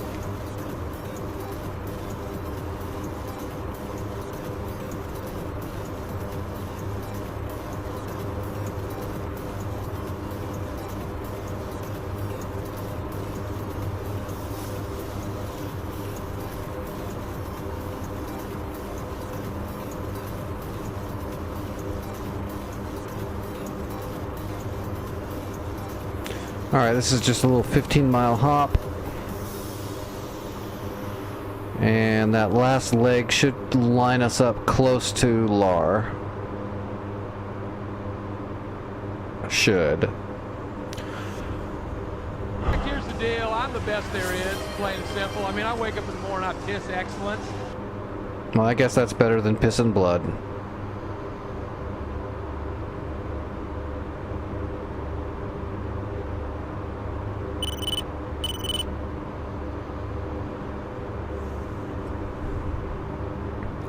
If you ever need help with DCS stuff, Dark Horse, there's so many good videos, Chuck's guides, and streamers that know a decent amount. You can always ask questions. Most of the people around DCS are super helpful, usually. There's a few jerk-offs, but not as many as what like most online communities would be. Mainly because there's a lot of like actual aviation people that are around DCS. It's not your average online community full of special individuals.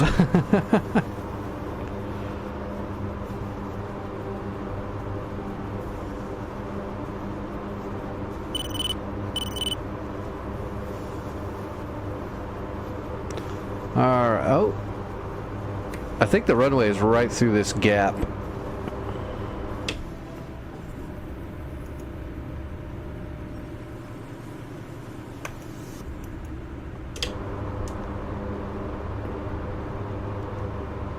Oh, there we go. Tally leg.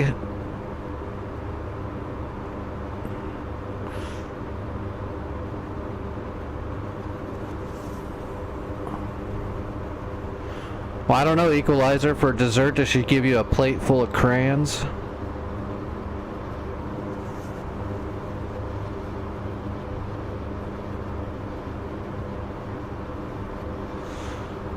Yep, I believe you, Zoomer. There's definitely a lot of small communities that come from actual aviation that are in DCS. A bunch.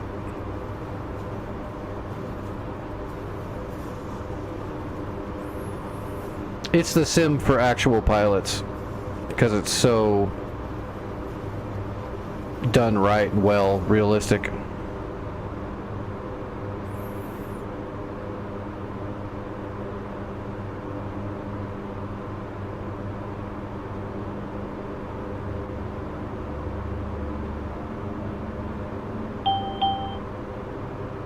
Alright, this should be lining us up for final. Yeah, it's through that gap.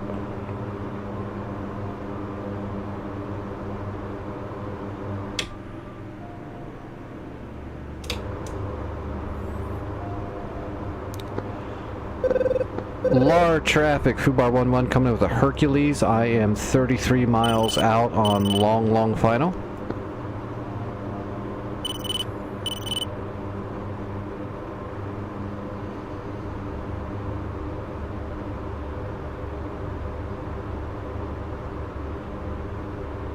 Request taxi to runway.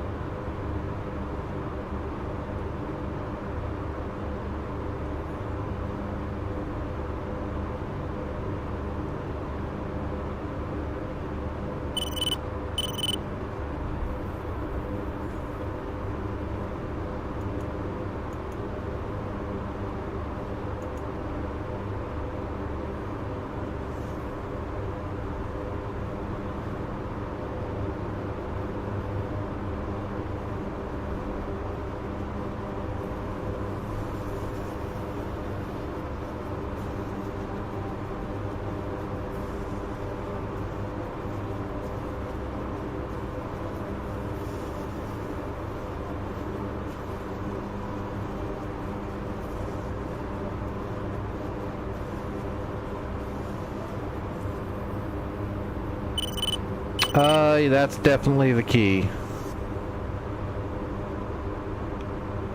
If you really want to absorb the information and retain it, you need to slow down. Pick an aircraft, work it at a good pace, keep yourself slow.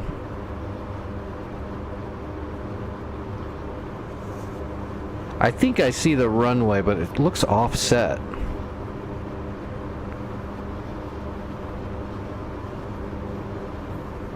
It is offset. My waypointing on the Digimap was a little off. That's fine. Avoiding your scalding. Scalding for what?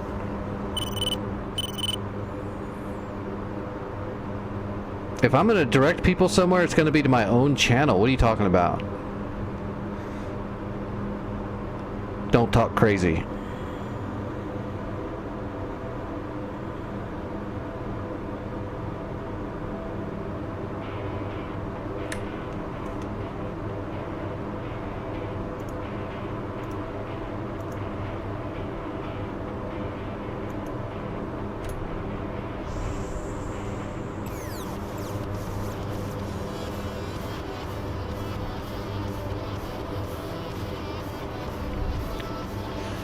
Alright, 18 miles. We're getting more lined up now.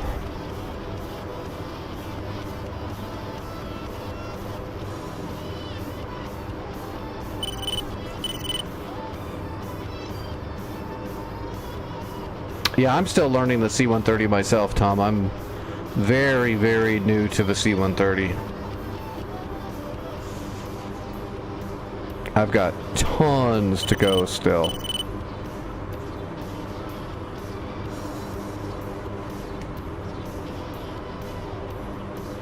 Alright, we're gonna start pulling power out.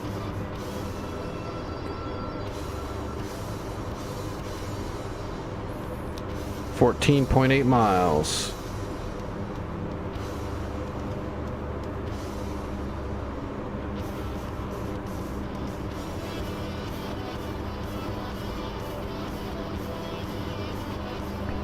LAR traffic, Fubar 11, 13 miles, long final.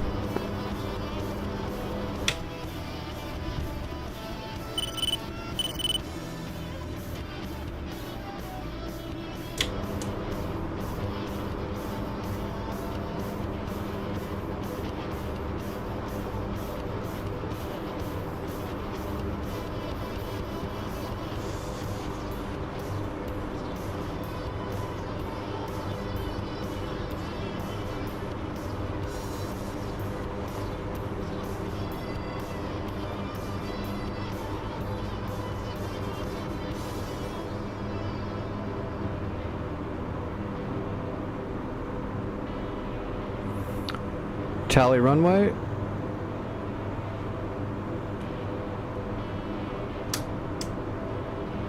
Alright, I'm gonna do 1 unit of flaps to start air braking a little bit. And we're idle.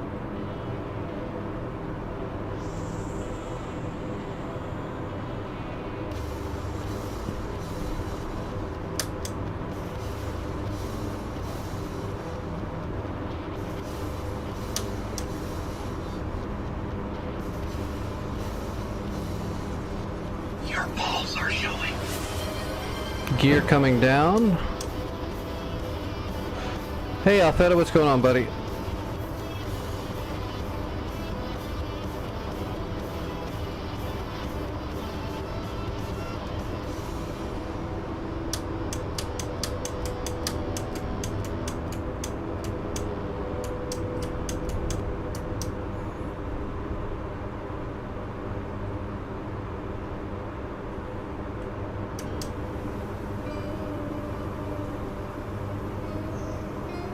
I am very happy they made it official too.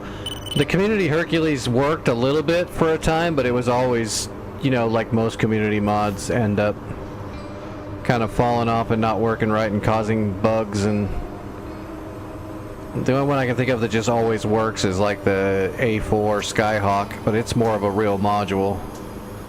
It's hooked in.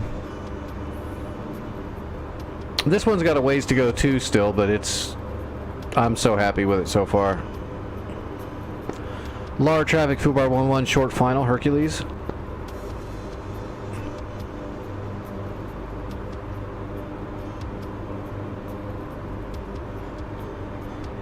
Alright, full flaps. Gear down. And we are ready for reverse thrust.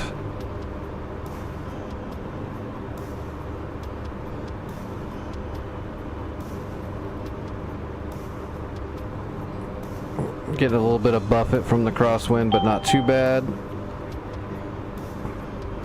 Should be a nice smooth landing.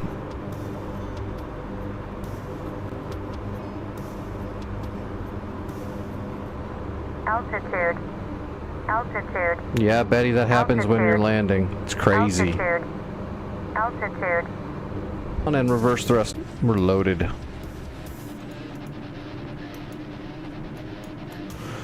Alright. NPC's getting ready to capture Congo.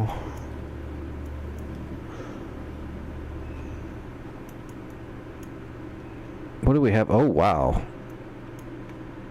It's packed in here. SA-6 with a low blow, or that's a straight flush. Artillery, Shilkas, SA-2. Good thing is they might not be able to repair it so fast anymore.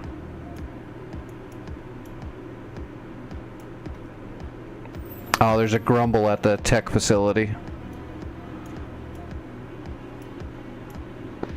Next magic, I'll copy.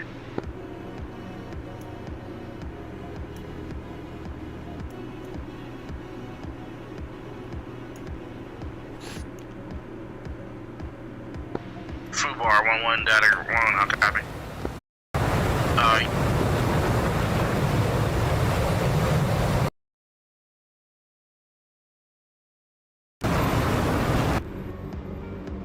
Holy lag.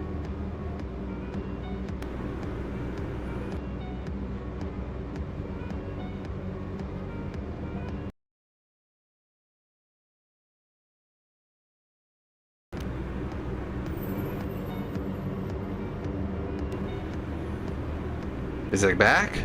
Jesus. That was a huge lag.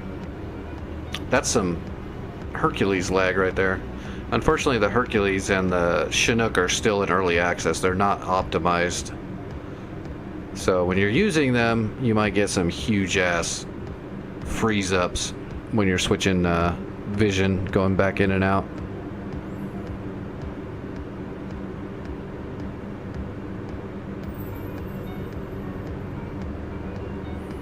I'm doing alright, Alfetta. Just the normal fight that I always have with my stupid body and all my implants.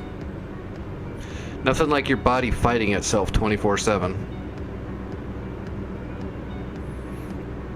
Alright, I think we're gonna do Seat. We're gonna jump over to the east side. I think we're gonna run some Seat on, I need a break from flying that big ass tanker.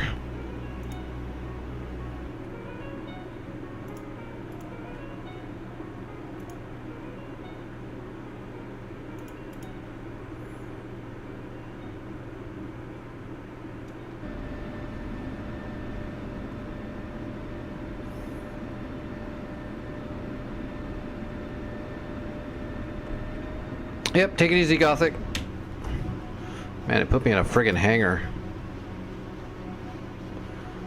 See, this is... They definitely need to work on this with the dynamic spawning. You've got all these parking spots right off the runway, and it puts me way out here in a friggin' enclosed hangar that I barely fit in.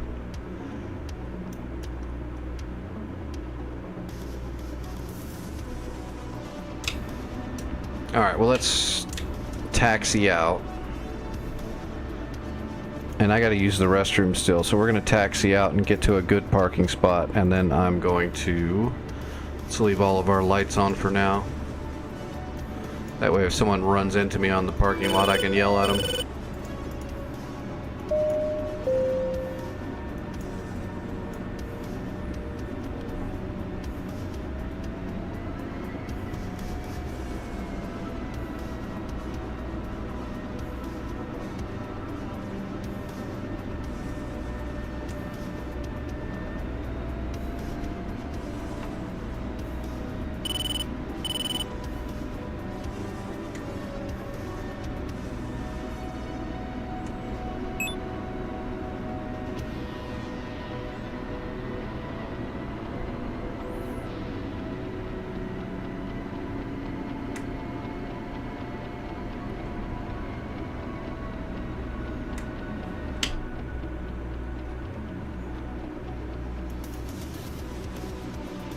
Okay, we'll just follow this road up to those parking spots.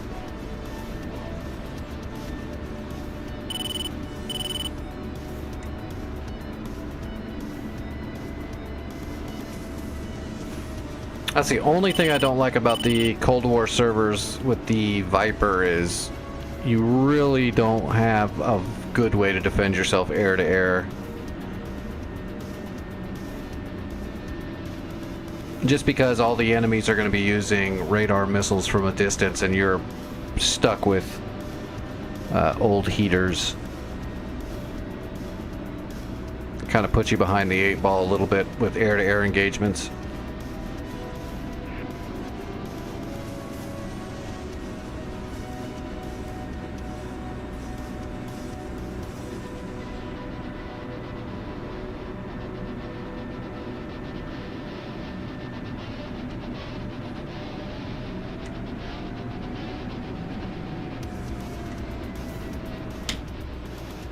Alright, yeah, we'll just park into one of these parking. I'll use the restroom and then we will come back, we'll take off and we'll see if we can strike the radars at, what is that? Debarez. There's an SA-6 and an SA-2. Both of those we just need to knock out their track radar, so the fan song and the straight flush. We'll put a shot on each of those radars, and then we'll put our other two on the others. Fubar 1-1, Dagger 1-1. Fubar, copy.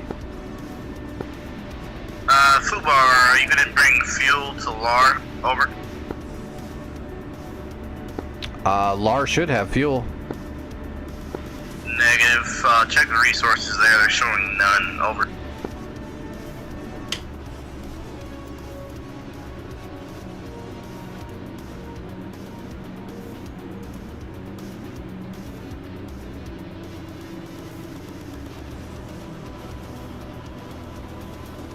It's got jet fuel 13.3 tons.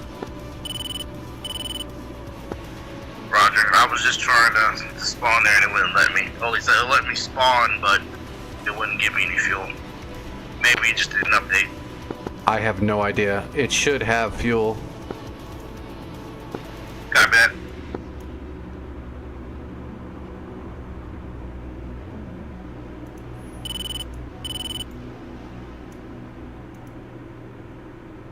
Oh god, I hope I don't have to do another. Yeah, it just updated for me.